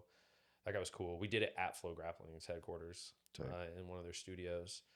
And then, oh no, I have a list on my phone, but I still got to get the rest of the B team and New Wave guys and some others. Nice. So then I'm ready to shoot. Like I have all the archived footage and like all the B-roll stuff. Nice. It's just the interviews, which is like the most important part. Oh, we did 10th Planet, like Ben Eddy, Curtis, Lawrence Sears, and Gabe Tuttle. And then I think I'll probably get like Zach in there too more. Michael Plaster's been a huge help as well. He's a cool videographer. He I think he primarily does it for like Eddie Bravo. I think Eddie's going to do it too. Actually, I'm pretty sure he is. Damn, actually, now I'm thinking about it, I should schedule around when they're all going to be here for WNO. But yeah, that guy, dude, huge help. So everyone was like supportive, helpful, and then we dropped that trailer, and then everyone was like, here's all the resources, and that's when things got really exciting. So yeah. Oh, how much data do you have, like file sizes? I had to buy another external hard drive just for that. So it's like terabytes of interview footage. Yeah, I think it was like, I don't know if it's terabytes. I think it was like one of the external hard drives was up to like 850 gigabytes of just interviews and stuff. Yeah, could be more. No, it's not terabytes, but that's just one external hard drive. Yeah, but I mean, I still have like B-roll footage, like alternative angles. Like we would go and like film like practices. Like we got them in Roca. We have stuff from like Plaster. Like sent me a bunch of behind the scenes footage from CJI, like the first one. And it's great footage too, like stuff that hasn't been Plaster's out there. sick, bro. Yeah, such a nice guy. Yeah. And then I only ever run into him outside of Austin. Oh, really? Like at different like jiu-jitsu events and stuff. Yeah, no, he's been. I like that he's not. I've been very like picky on who I let near the project, because everyone's like trying to. A lot of people I've talked to is like trying to tell me what to do and what not to do. And the thing I appreciate about Plaster is he'll give his 2 cents, but he's not like, well, if you don't do that, this shit's gonna bomb or this. Like he's still very supportive, helps me out wherever, without like. scrap End that. all Or, be like all. he's not trying to be like, I would do this or that or this or something. I'm like, well, I'm not doing that. Yeah. So I'm pretty like locked in on our outline of the story, but Yeah. I'm always like receptive to ideas, or I would, For sure. maybe try that or this. It's when people are like trying to take This over. is the move right here. Yeah. I'm like, well, we'll see. And 'Cause maybe you can do that. that's part of like what I want to do too with like the Austin fitness community is like expand on our media. Like right now we have so many different media stuff. We have like, I think we're shooting one tomorrow. Shit, I should actually confirm that today. We have our AFC films, which we did. Our very first one was kind of like a test project on Austin Barbell, the Olympic weightlifting like gym / team out here, and how they went from being in the corner of like a CrossFit gym to they were voted like the state of Texas's like largest Olympic weightlifting team. They have 2 gyms now in Austin. That was like a 10-minute like little mini doc. It was fun to shoot. But that's when I was like, man, we should do more of these. And then the jiu-jitsu thing is like now a full film. We have the in the community, which is why I was kind of like running late today. I was trying to get that exported. We dropped that today, but those are just, we go and do highlight businesses and gyms, and a lot of it's primarily gyms. And then we have Spotlight is our newest one that we're about to add. That's what I'm hoping to go shoot tomorrow, where we do like these mini, maybe 8 to 10 minute like mini documentary style like features on local businesses, people, gyms. Ironically, that's been the hardest thing for us to do. Really? Unreal, dude. Like it's like I'm keep offering these businesses or people. I'm like, it's free. All we need is like this much of an interview. We can shoot the B-roll. You don't have to be there. All this. And I mean, the past year we have not been able to like get it done because other people just can't fulfill their side. It's unreal. That's crazy. It's such a service you're offering Oh, too. dude.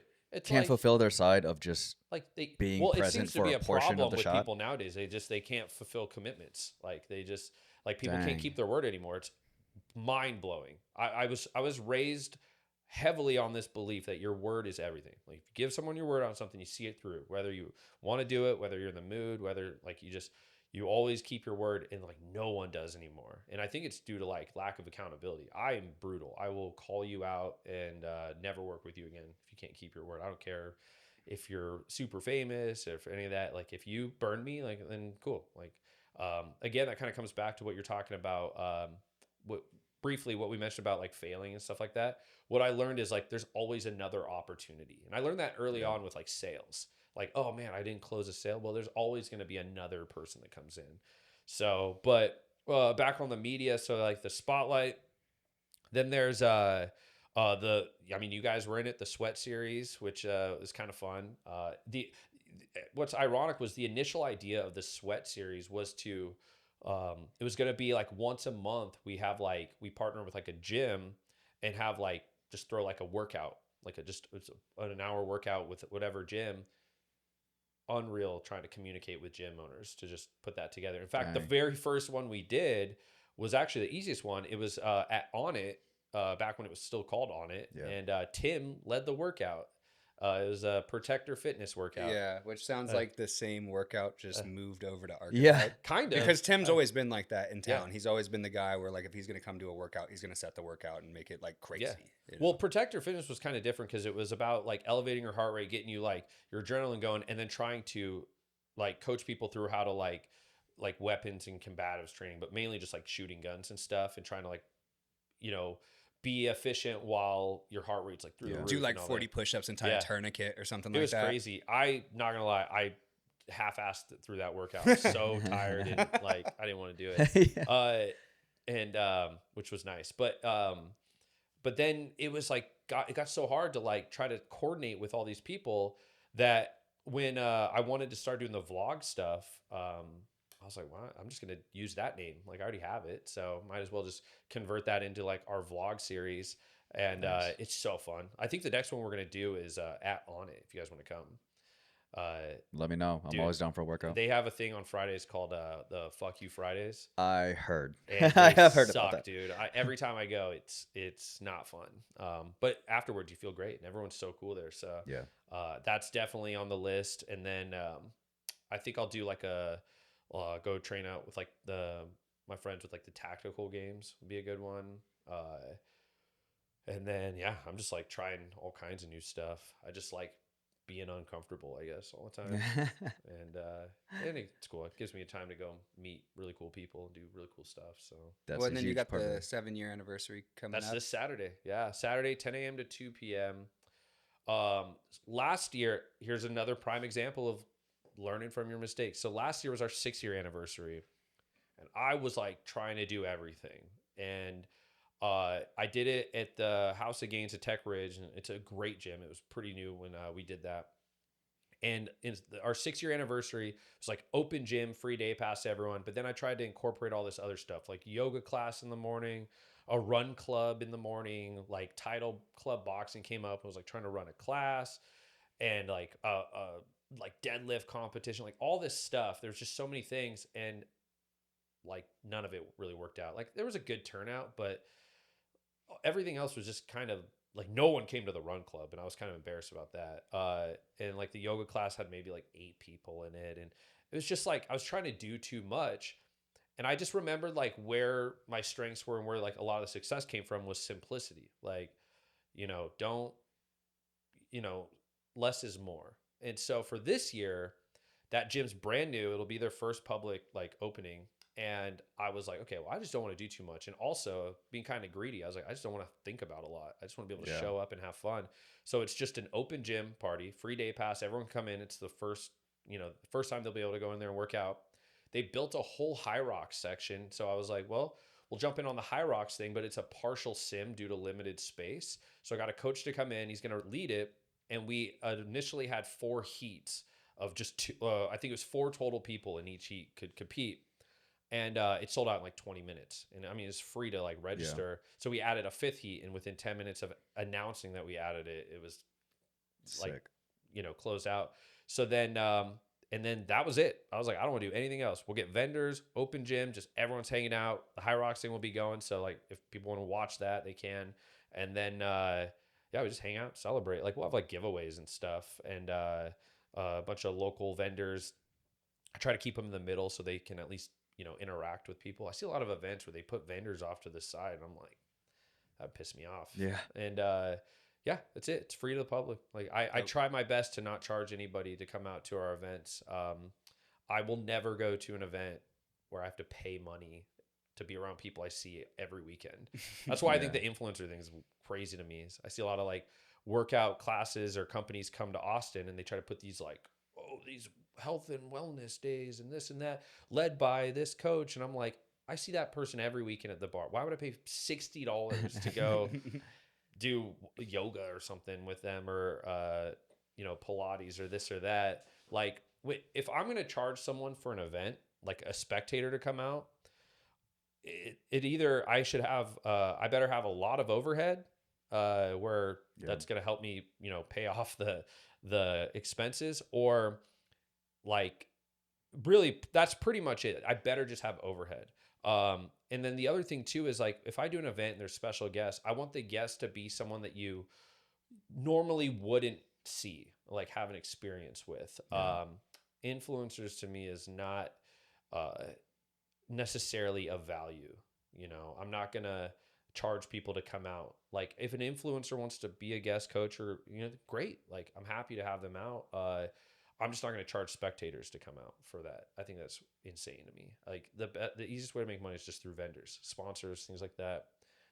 They're happy to pay if you can get the people out there. So yeah, that's that. And then I'm going to chill on events till 2026, because events are exhausting. Yeah. That was like our bread and butter in the beginning, but I want to make sure it's always about value. I want to make sure that whatever I do, I earn people's attendance. I want to give them a reason to come out. And, I'm also trying to keep everything fitness based. And I don't know if you guys have thought about this, but to me, there's a massive difference between fitness and like now this whole crazy trend of wellness. And I think that that's 2 sides of the same coin. I don't necessarily personally care for the whole wellness thing, but I think that there's a place for it. What do you think constitutes wellness versus fitness? Well, I think wellness is more so, it's about like like it's almost, well, it's already been hijacked by like the narcissistic like health coaches and stuff, and like the the lifestyle coaches and things like that, people that are just trying to like use someone like a vulnerable individual and take all their money by like being a yes man. And that's kind of where I distance myself from a lot of the wellness movement. And a lot of it is, one of the things that I like about fitness is it forces people to persevere through struggle, and it requires hard work. And then it requires someone to lose, essentially. And I think losing builds character. If you respond to it correctly, it builds character. It also makes you work harder. There's a lot of benefits that you can take away from losing. The issue that I've come across with a lot of wellness is that it's about enabling people rather than challenging them on things. I'm not saying that like that defines the entire wellness movement. I've never personally been a fan of the yes men mentality, doubling down on what I've dubbed the victim industrial complex, where I feel like everyone I meet now is a fucking victim, and they're always got some sort of trauma. And it's like, no, like someone just yelled at you. Like it doesn't mean you gotta like, you need therapy and like overdose on ketamine and shit just to feel something. Like go work out. It's I see this shit all the time, and I'm just like, you guys are out of your minds. It's like, ketamine therapy, all right? Yeah. Well, it's ketamine, or it's addiction masked as ketamine therapy. But I mean, anything can be addictive though if abused. Like I had a problem with kratom for a while, and but it was great when I had it. But I realized it was doing more damage long term or not, and that's how I feel about a lot. I'm not saying all of it, but a lot of the wellness stuff is, I don't think there's any long term benefits to it. I think if you don't challenge people and force someone to defend either their beliefs or ideologies, their decisions, things like that, they don't grow as a person. And I think that that's where a lot of people are at right now, is they're in a standstill because people are so fucking afraid of confrontation. And it's just like, I never think I'm always right. I think that if I have an opinion on something, I'm willing to argue for it, but I'm also willing to acknowledge if I've been disproven, or if maybe I don't have all the facts to something, things like that. But from what I've experienced with that and what it's become, like what it's mutated into, is it's just a joke. Like it reminds me of like the early days where there was a few groups around town, and it was like the most cringy, fakest support system. It was like all these people just yes men, yes, like this and that, and they would tell me an idea, and I'd be like, I don't think that's gonna work. Like I was like, and it's not that I don't think you have a good idea. It's that the way you just presented your game plan for it doesn't really yeah, plug. It just doesn't sound like a strong game plan. So yeah, and that's like kind of what I've noticed is like this whole wellness thing is like, for wellness, I don't completely understand still, honestly. In my head, I think it's meant to do that. I think it's meant to confuse you. It's indefinable. When I think wellness, like as compared to fitness, I think like sauna, cold plunge. Yeah, is that what you're thinking, or no? So for me, like I think that that's what wellness began as. Like it's all about recovery, the cold plunging, like jumping in like the ice bath and stuff. Which massage. I mean, cold plunge, by the way, is like kind of mind blowing. I was doing that shit when I was in middle school and high school. We just got into garbage cans full of ice water, and now it's like it's become this like giant boutique thing. But the other problem is like I always associate it with recovery, like you said, massages, the saunas, the cold plunges, steam rooms, things like that. Those are great. Those are beneficial. There's, it's objectively proven that there's benefits to it. And then it just started morphing into like these more ridiculous like boutique style recovery things, and then it became more about like mental clarity and like people trying to chase this like constant dopamine high, and then it was like just like everything else, it just got more and more like materialistic and aesthetic, and none of it made sense, and then it just became odd, and then it slowly turned into like sex cults. But it's I totally know what you're talking about. yeah, dude. It's I look forward to chopping this up more after. yeah. Okay. It's just like I always feel, I was having this conversation Saturday where I always feel like I'm in Pleasantville when I'm around the wellness people, where I'm like, are you guys for real right now? Like everything you say just seems like a script. Like I feel like I'm in a TV show right now. Like it's the weirdest, most fake interactions I've ever seen. Everyone is so like undeniably like fake nice to each other, and there's like this weird fake love, and you're so beautiful and this and that, and I'm like, maybe, dude, maybe I'm just like, Maybe I'm an asshole. maybe I'm an asshole, maybe I'm just naive, but Yeah. I've just never been a fan of like a fake support system. I want my friends to challenge me, because then I know when they do say genuine things like, I'm proud of you, Yeah. man, like you're great, or dude, you did great, or that, it's genuine. But now you have all this like really false, genuine responses, and I don't think it benefits anybody. I don't think I'm tracking, because I don't think I know. I haven't He been knows there. what I'm talking about. Yeah, But we can get it's there. just like, to me, the word I always use is like guru energy. Yeah, that's Okay. a great way Right? to put it. It's Yeah. like, I'm this person that can help you be well. Yeah. Right? Like I Whatever that studied means. health and human performance, where I feel like fitness falls under human performance. Mhm. And then like health, maybe harder to define, but like wellness, it just like, if you Yeah. just break down the word itself, like it means absolutely It's a lot of like hippie shit, and nothing. it's here's again, this is like me just being kind of naive, and I've just never been a fan of it.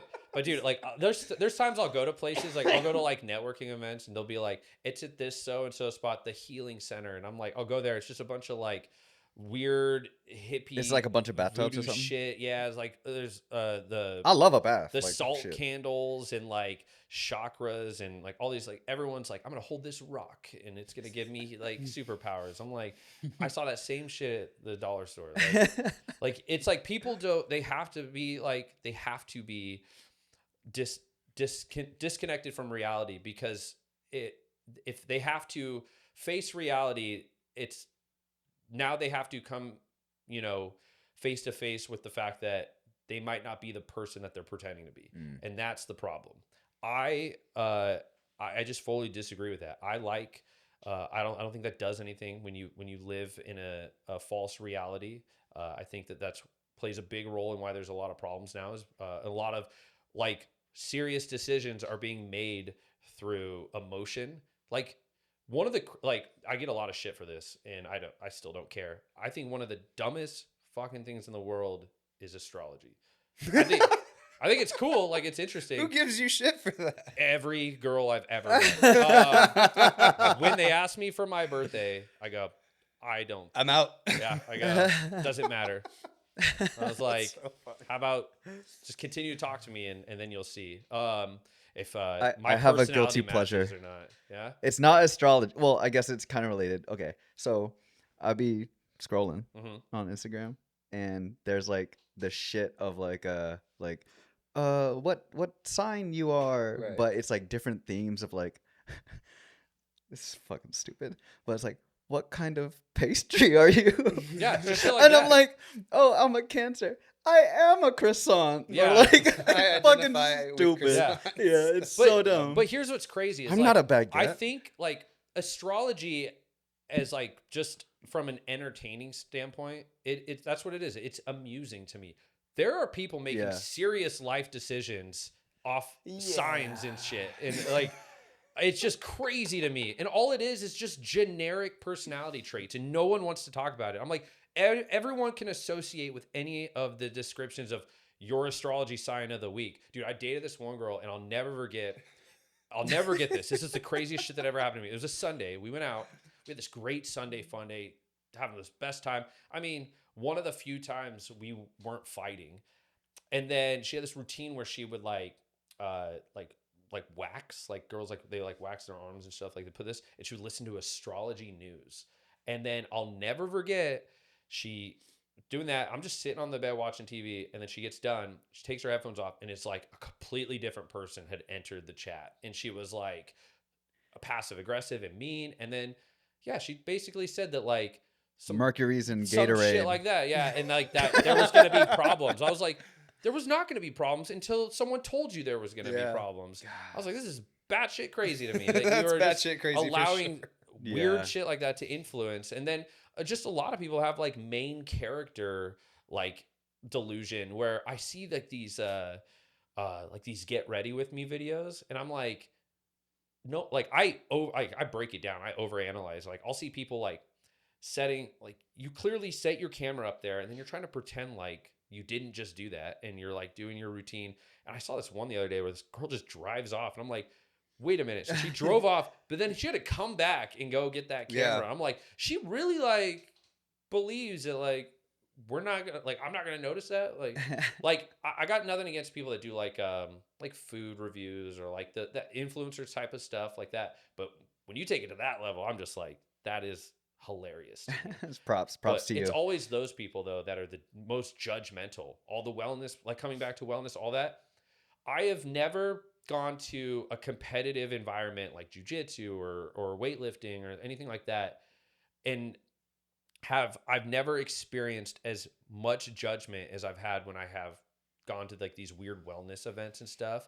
If you don't abide by every single delusional, insane word they say, you are ostracized immediately. And I'm like, this is kind of the opposite of what you guys push all the time. And this reminds me of a cult. Like it's very cult-like behavior.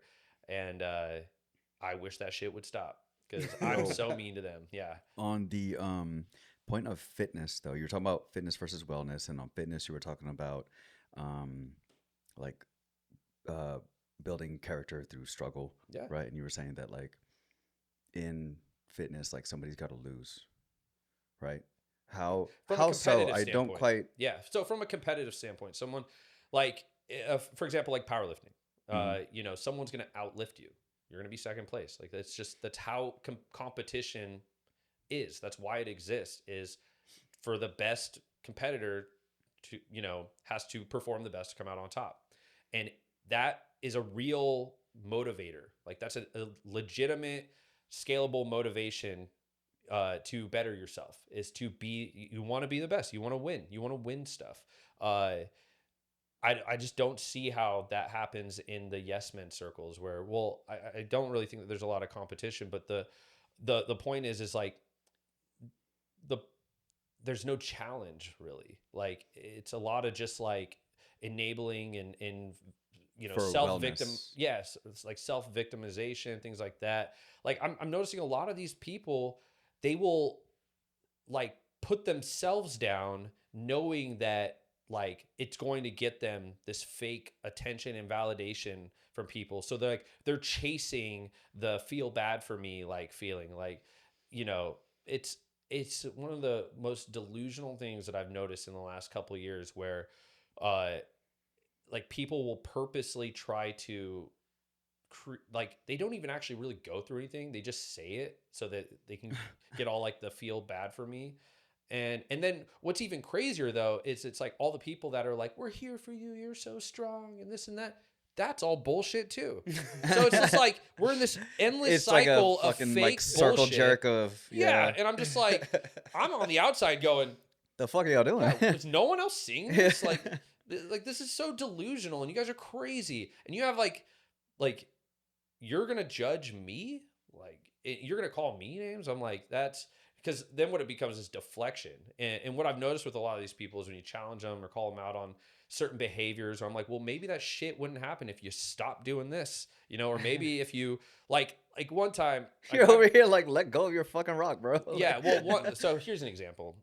Like I met a girl one time, and she was sweet, but she did not like me after this encounter. It was at one of those, like, it was actually a networking event, but it quickly morphed into this like weird wellness shit. And she was talking about her struggle with her weight. She was clearly like overweight.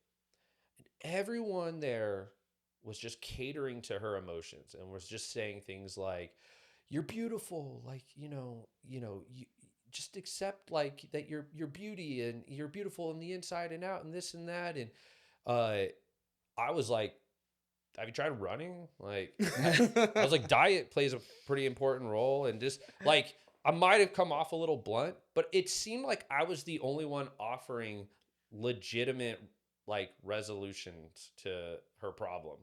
Uh, and everyone else was just trying to cater to her emotion. And I'm like, it goes back to like, even like kids. Like, you don't just let the kids like throw a temper tantrum and then reward that behavior. Like, you have to be, disciplined, and you have to kind of stand your ground, and you challenge kids. And I've just noticed with what a lot of the whole wellness stuff is morphed into is it's about like false validation. It's really what it comes down to. It's just, instead of risking getting in a confrontation with someone due to challenging their perspective on things or their beliefs, it's easier just to agree with them and then move on. And it's easier to from the person who's like giving them the false validation. It's more empowering for them to just feel like, have that hero complex, or feel like the life healing coach guy, the guru, than it is to by giving them that fake validation. Because now that person's going to be like, oh, well, this person just makes me feel good. Like, they make me not have to think about the stuff I struggle with. So I'm just going to stay around them. And then that way I live comfortably. Like, no one is afraid of discomfort, or everyone's afraid of discomfort now. And it's just wild to me. I see it all the time. And I'm not a fan of it. I don't, that's why you don't really see me when I do the Austin fitness community. If I do events or any of that, I never bring that stuff in. I'm like, I'm good. I'll pass. Like I'll have like yoga events and stuff, but there's like a benefit to yoga. It's challenging. It's relaxing. There's measurable benefits to it. I've had to sit with people doing the sound bowls before, and I'm like, this is fucking dumb. That's what I was thinking of this whole time. Oh. Was like, we all sit in a circle and say what we're grateful for, and then someone's got like water drums going on in the background. And that's wellness. Okay, I see. Indescribable. What do you get out of it? Yeah. It's not concrete. It's not measurable. Yeah. And it definitely has some. Yeah, I just sit there and I'll start fucking tapping on the bowls to get mad. It sounds fun. Yeah. Yeah. Oh, I'm the worst. I'm a menace to the wellness community. They don't like it, and I'm like, well, sorry. For the fitness, there, I guess, talking about Keep it going. potentially challenging, opinions and things like that. Something that stuck with me was you were saying that somebody has to lose in fitness, and I just see that as disagreeing. I should rephrase. Fitness exists without competition.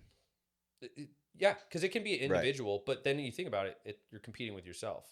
Like, I like to use competition in association with fitness, from the sense of you're constantly being challenged, which is what I believe a lot of fitness is you're challenging your physical capabilities constantly, regardless of what you're doing, and it can even be mental.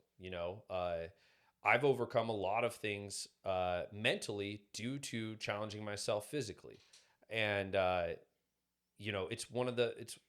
it's a constant competition for myself. Like, you're talking about powerlifting, going from 400 to 450, things like that. Why was that? It's because you're pushing yourself, in I guess in latent terms, you're competing, with yourself. But then competitions, to me, is just a way to put that on display. It's a way to measure where you're at, like almost get like a place point. It's like maxing out, It's like, all right, now I know where I'm at. Now I know where I want to go after that. But yeah, it's fitness to me has always just been about challenging yourself and then growing from that, the results of that challenge. For sure. Now, after getting destroyed by Tim, I realized I have no cardio. I should probably up my cardio. I felt great for like the first 30 seconds. Have you heard of running? Dude, I know. Well, so you know what I started doing? Is a good example is I'd given up after I got done playing football. I was like, I'm fucking done running. I'm not doing this anymore. It sucks. It's not fun. And then I started putting on weight, and I was always lifting weights, and so I was getting stronger progressively. But then it was, I think it was a while. It was like 2 years ago. I was like walking up my stairs at my old place and I was exhausted. And I was like, what is happening? Like I used to be a cardio king in like my senior year of high school. That was like my biggest strength in wrestling is I could outpace these guys every time. And I was like, all right, I got to start losing weight. I was like 245 or something when I was like, all right, I'm going to start pushing forward. And then even within the last year, in the explosion of run clubs and all that, I had no desire to go run. I've never been to a run club. And I got nothing against them. I think it's cool. I think it's cool to socialize and be around people, whether they're running or just kind of walking, or they're there to meet people. I just have no interest in the running part. But what I started doing was first it started out on the Stairmaster, just 20 minutes, like heavy that, and just start building up my cardio, and then I started walking the trails like Zilker, just walking. I didn't need to. And then I remember one day, this is crazy. It was like a couple weeks ago. I was walking and I just felt like, let's just start going. Like, let's just run. I had the music in, I'm by myself. And I ran like 5 miles. First time in years I'd even ran, let alone.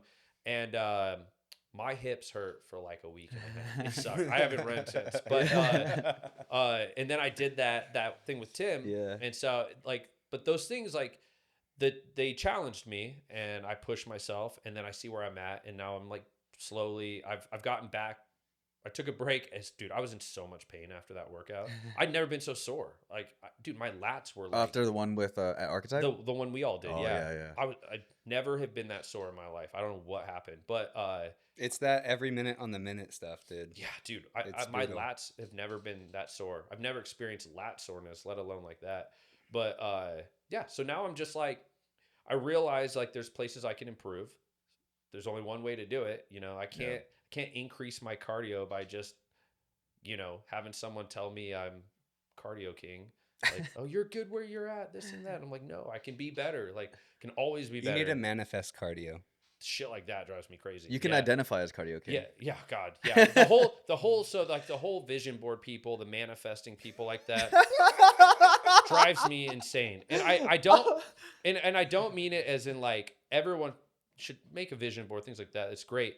But 99% of those people I meet don't actually do anything. Like, they're not productive. Like, they'll do everything to look and feel busy, but actually be productive and make a risk, things that require genuine effort, and that effort might not get you anything in return, and that's part of the game. Like, I can't tell you how many times I've been turned down or dismissed or laughed out of something, but you just keep moving forward. A lot of these people will do all these things, and then they'll say I'm manifesting it, and it's like, no, you're waiting for a handout. That's what you want, someone else to do all the work, and you just want to claim the credit. You just want everyone to, you want to feel rewarded for something you didn't work towards. So it's like earlier when I hear you guys talking about like where things were, how it started, where it's going, things like that.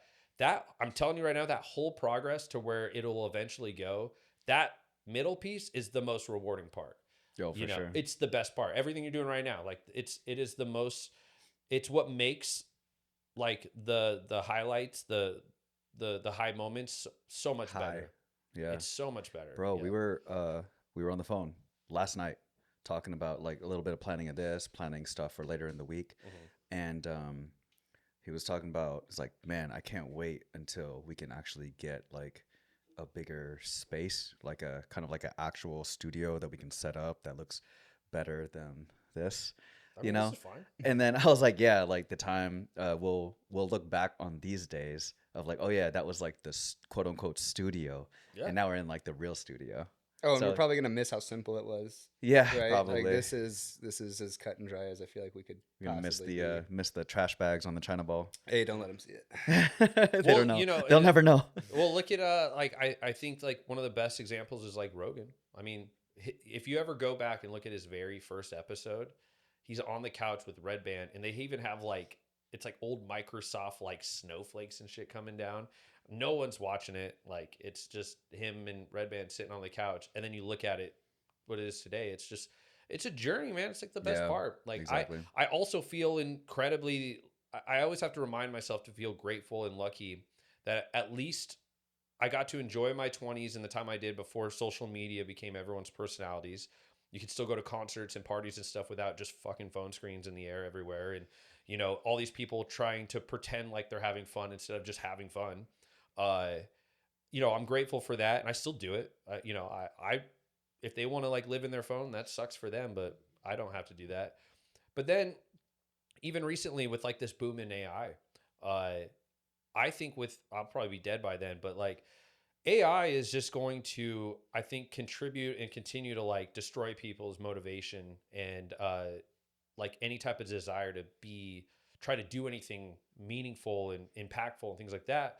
Because not only have we created this like hyper dependent society. I mean, everyone's dependent on technology, but now we have like this society that can't think for themselves. They have to chat GPT it, or they have to wait for the opinions of someone else to tell them what to think. Like TikTok brain. Like I know so many people that get their news from TikTok and like that's what forms their opinion. And I'm like, are you not like outside? Like, do you not have your own experiences to like mold that opinion for yourself? You're just waiting for someone. But then on the other side of that, what a lot of people haven't, I think, talked about or thought about is it's the creative side. It's now AI it's so great at what it does. Like, dude, I love the AI music. It's the covers Oh, are so bro. good.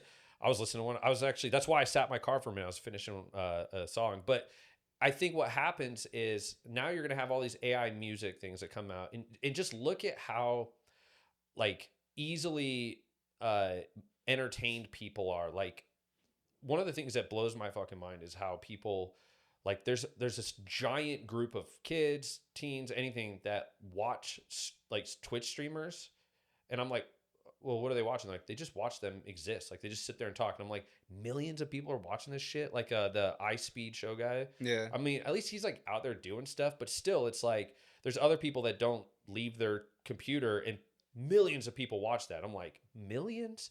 Like these people just sit at their computer all day and just watch someone else exist. That's crazy to me. So then you take that and now it's like you throw AI in the mix. So it's like, why would anyone want to aspire to learn an instrument? Or why would anyone want to inspire to, you know, learn filmmaking or just do anything that requires creative energy or effort when they can just type it in a prompt and it does it for you? So I think it's going to get, you know, so much worse here soon, but it's already like, I just feel lucky that at least I've chosen not to go down that route. Like I use AI for a lot of different stuff, but it's more for convenience. I don't use it for like editing and things like that. Like I'll use it to speed certain things up, like reviewing documents, or if I have like certain questions I don't want to Google like through 15 pages for. But I even told Johnny this too, my videographer. Like we are not using AI for this stuff. I go, because the second you become dependent on that, you're going to start losing all your creative ability and your creative way of thinking, because you're just going to go, I'll just type it in. It'll just do it for me. You know, like you still have to have someone put some effort in. And yeah, it's only going to get worse. And now it's like infecting the fitness industry too, because now you have all these people that have zero experience that are trying to be like coaches and stuff. Oof. And they're using like Chat yeah. GPT to write your workout or something. Write your workout, or they have AI assistants, so 24-hour assistants, things like that. And I just think that what it's doing is it's continuing to disconnect everyone together. I think that camaraderie and community is extremely important in the human experience. And we've never been so disconnected. Like everyone cares so much about their phone that they're not even like looking around. Like you ever been at a bar and everyone's just like on their phone, and I'm like, do you guys not see that there's people around us right now? Like Be here now. yeah. Yeah, I mean, it's not just bars. It's like things like you were talking about where people are paying money for a ticket to get into. Mm-hmm.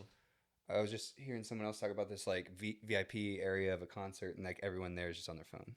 Insane. And it's like you're at the show. Yeah, like be look present ahead for a second. Yeah, you know? it's so crazy to me that yeah, people just, it's like they're obsessed with it. And I've never cared to live for the gram. I'm like, I would rather, it's like that scene from Neighbors with Zac Efron and I think it's James Franco or like his brother Dave Franco, I don't where he's think like, I've seen it. oh well, there's this part where they're like, it's like a crazy moment, and he's just like, live in this moment with me, let's go, come on, and it's like they're having like a bro moment. But I say that shit all the time when I'm out, and it's like any of my friends Yeah. are looking at their phone. I'm like, what Yeah. are you doing? Yeah. We're out right now. Like, who could you be talking to? Why aren't they either out with us or why are you not Yeah. there? Like, it just, yeah. So I feel you on like the publications that happen every day. We used to be people, mhm. and then it like surpassed 50% AI Yeah. recently, like already. So now there's Dang. more stuff out there that's going to be AI produced rather than Weco.skilltree produced. Yeah. So Yeah. I just feel like my hope is that as much as people are going to consume all that, is that there's also an audience for like maybe more raw or Yeah. organic or like real stuff where it's like, dude, I'm a real person. Yeah. And I'm going to remain a real person. And I'm Absolutely. hoping that there's like an audience that's like, okay, I'm so sick of watching AI everything that I Yeah. want something, even if it's not that great, but like something real. Yeah, Yeah. for sure. And I couldn't agree more. It's like I'm whenever I make like the gym highlight reels or anything like I do like for social media, like the content that we put out, dude, I get so many people that are like, oh, if you change this up or that, like it's more engaging than this. I'm like, listen, I'm not making shit for the short-sighted audience. Like if you can't watch a 45-second video, then I don't care. I'm not here to like cater to like the audience that has to, like the TikTok brains. I would rather make something that's like authentic, captivating, something that's forces the viewer to like engage mentally and think than just like flashing lights and the whole 3-second rule and all that. I don't care. I'm not gonna measure like the quality of things I do by the response on Instagram or Yeah. TikTok and things like that. It's ridiculous to me.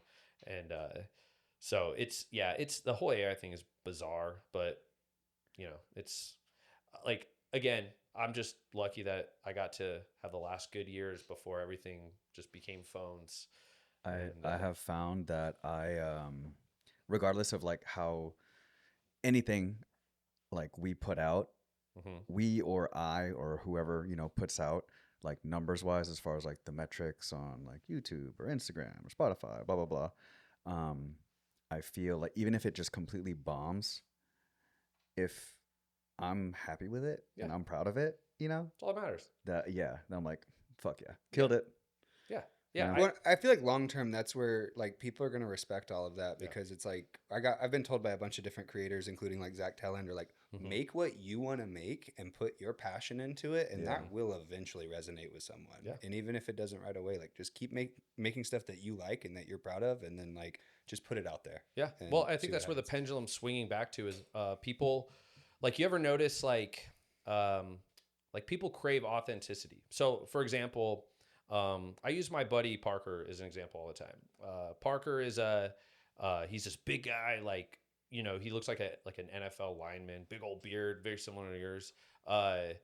And he's probably the most fun I've ever had with a person just out. And I mean, this guy, I made a highlight tape of him because it's so funny. Like Sick. he'll jump, he'll do like toe touches in the middle of a bar and like twerk, and his dance moves are hilarious. But like, he's so fun and funny to be around, and like people gravitate to that naturally. Like when we would go out, like we just go out to laugh and have fun. We had no agendas, no like where the girls at or this or that. Like our goal was just how much can we laugh tonight and just have fun.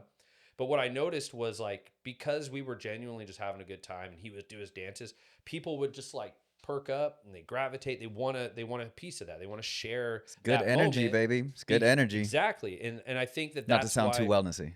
huh? Yeah. No moon rocks. Yeah. But yeah, but I think, yeah, people crave that is because they've gotten accustomed to being just oversaturated by again, materialism, just the fakest shit ever. It's like I'll watch like these like really cringy fake things, and then it dawns on me there's like most people that are watching this are like comparing themselves to this, or they're thinking that they're not worthy because they're not getting a social media engagement or this or that. And it's just, it bums me out because like some of the coolest people I know don't even have social media, and or aren't active on it. Yeah, that's And definitely a real thing where like you find those gems of a human being, and it's like, oh, you don't exist in the world of just trying to Yeah. get likes, and you just do what makes you happy. Yeah. And I feel like I've Sick. entrenched myself so deep that it's part of my career Mhm. where I'm like, oh, I can't wait to retire from social media one day Yeah. and Well, just disappear. it's like you know? if anyone ever looks at like my personal page, like I barely post anything. Like I'll just like post like cool shit I do every now and then, like the archetype boxing thing that we did. Like that was cool. Like that was worth putting out there.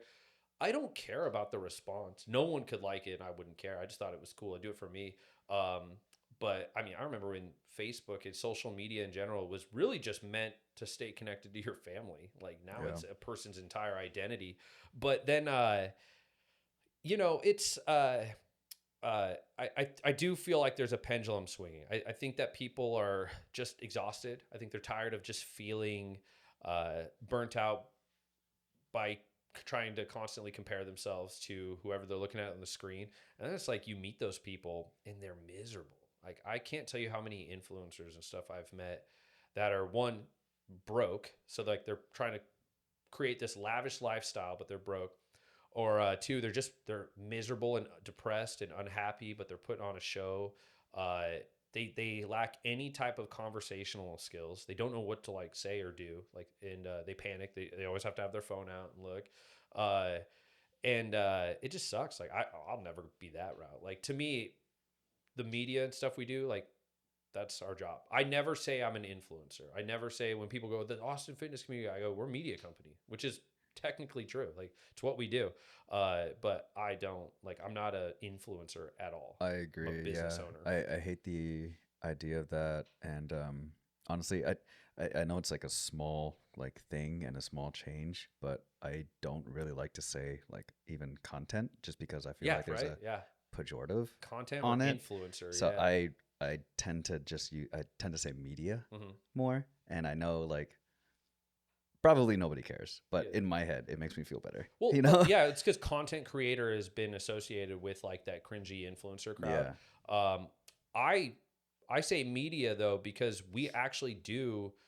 So part of like the deal when we do the highlights and stuff is we're actually being hired to do commercial marketing. So we're making the highlights for ourselves, but we're actually also, with a lot of these companies that hire us out, like creating like marketing material for them. Yeah. Like we'll create pieces of like advertising for them or things that they want to put out, things for their website, like resizing it, color grading it, all that stuff. So we are actually a media company, and Yeah. the highlights that people see on like our Instagram and stuff, that's just like part of the deal. Like, Yeah. that's just for us. And they send us, like, they have to approve it. They send us like a script, like those narrations over it, which that's me. They like there's a whole approval process that we have to go through to, like, before I even publish anything. So yeah, uh it's a job for me. It's like, it's Yeah. not, I don't reduce my personality to it. In fact, like, one of the things that surprises a lot of people is because I own the Austin fitness community. They assume like all my friends are like athletes and this and that. Dude, most of my friends I hang out with are comics and musicians. I don't really hang out with a ton of athletes. And it's nice. It's a nice separation between like a work-life balance. But I also just like the like, I grew up, my family's all musicians. I grew up playing music with them. Sick, But bro. even the comics, like, it's just, they're fun people to hang out with and just Yeah. talk to, and I don't have to worry about the delusional like conversations where I'm like, this is so fake. Like, Yeah, I feel like the coolest thing about comedians is like the self-deprecation. They don't take themselves super At all, seriously. yeah. Yeah, so I feel like that probably makes hanging out pretty good. Guys, we did 3 hours. is this 3 hours already? 3 hours, Yeah. brother. I So can talk. where can people go find Austin Fitness Community, find you, anything? That's kind wanna of it. plug? Yeah. So my personal Instagram, I'm not an influencer, so it doesn't matter. Is at the Josh Job. Last name is Job. Everyone says Job. I stopped correcting them a long time ago. The company, the reason I'm here is the Austin Fitness Community. It's all one word. If I knew it was going to blow up, I would have given it a cooler name, like a church group. But then, and then, yeah, if you're seeing this before Saturday, then come out to the brand new Los Campeones gym in Round Rock. Probably the nicest gym I've been at in Austin. Sick. As far as equipment and quality and aesthetic goes, it's like unreal. We just dropped the highlight today, so. Nice. But other than that, no. Appreciate you boys having me out. It's fun. I haven't so long. Dude, thanks so much for coming Yeah, up. Yeah, It thanks was for a coming great through. Yeah, time. we'll put more stuff together for you. I'll help you guys. Just hit me up. Like, I Absolutely. just work all the time. Networking's like, I'm obsessed with it. It's my favorite thing to do is put people together. So Hell yeah. We would really appreciate that. I got you guys. Well, thanks so much for watching. Follow me on Instagram, Cole Jiu Jitsu. Follow my other YouTube channel, Cole Combat Science. We're now on all major podcast platforms, so check us out on Spotify, Apple Podcasts, Juice. That's it, baby. All That's right. it. We'll see y'all in the next one. Yeet. Game plan. Game plan. Ugh. I told y'all I could yap. I can go for a while. That was dope. You want any sushi? No, but you know what sucks is I love sushi, but I get sick every time. Oh no, like allergic sick? I think it might be, but it's like I went and did like all you can eat sushi with this yoga instructor.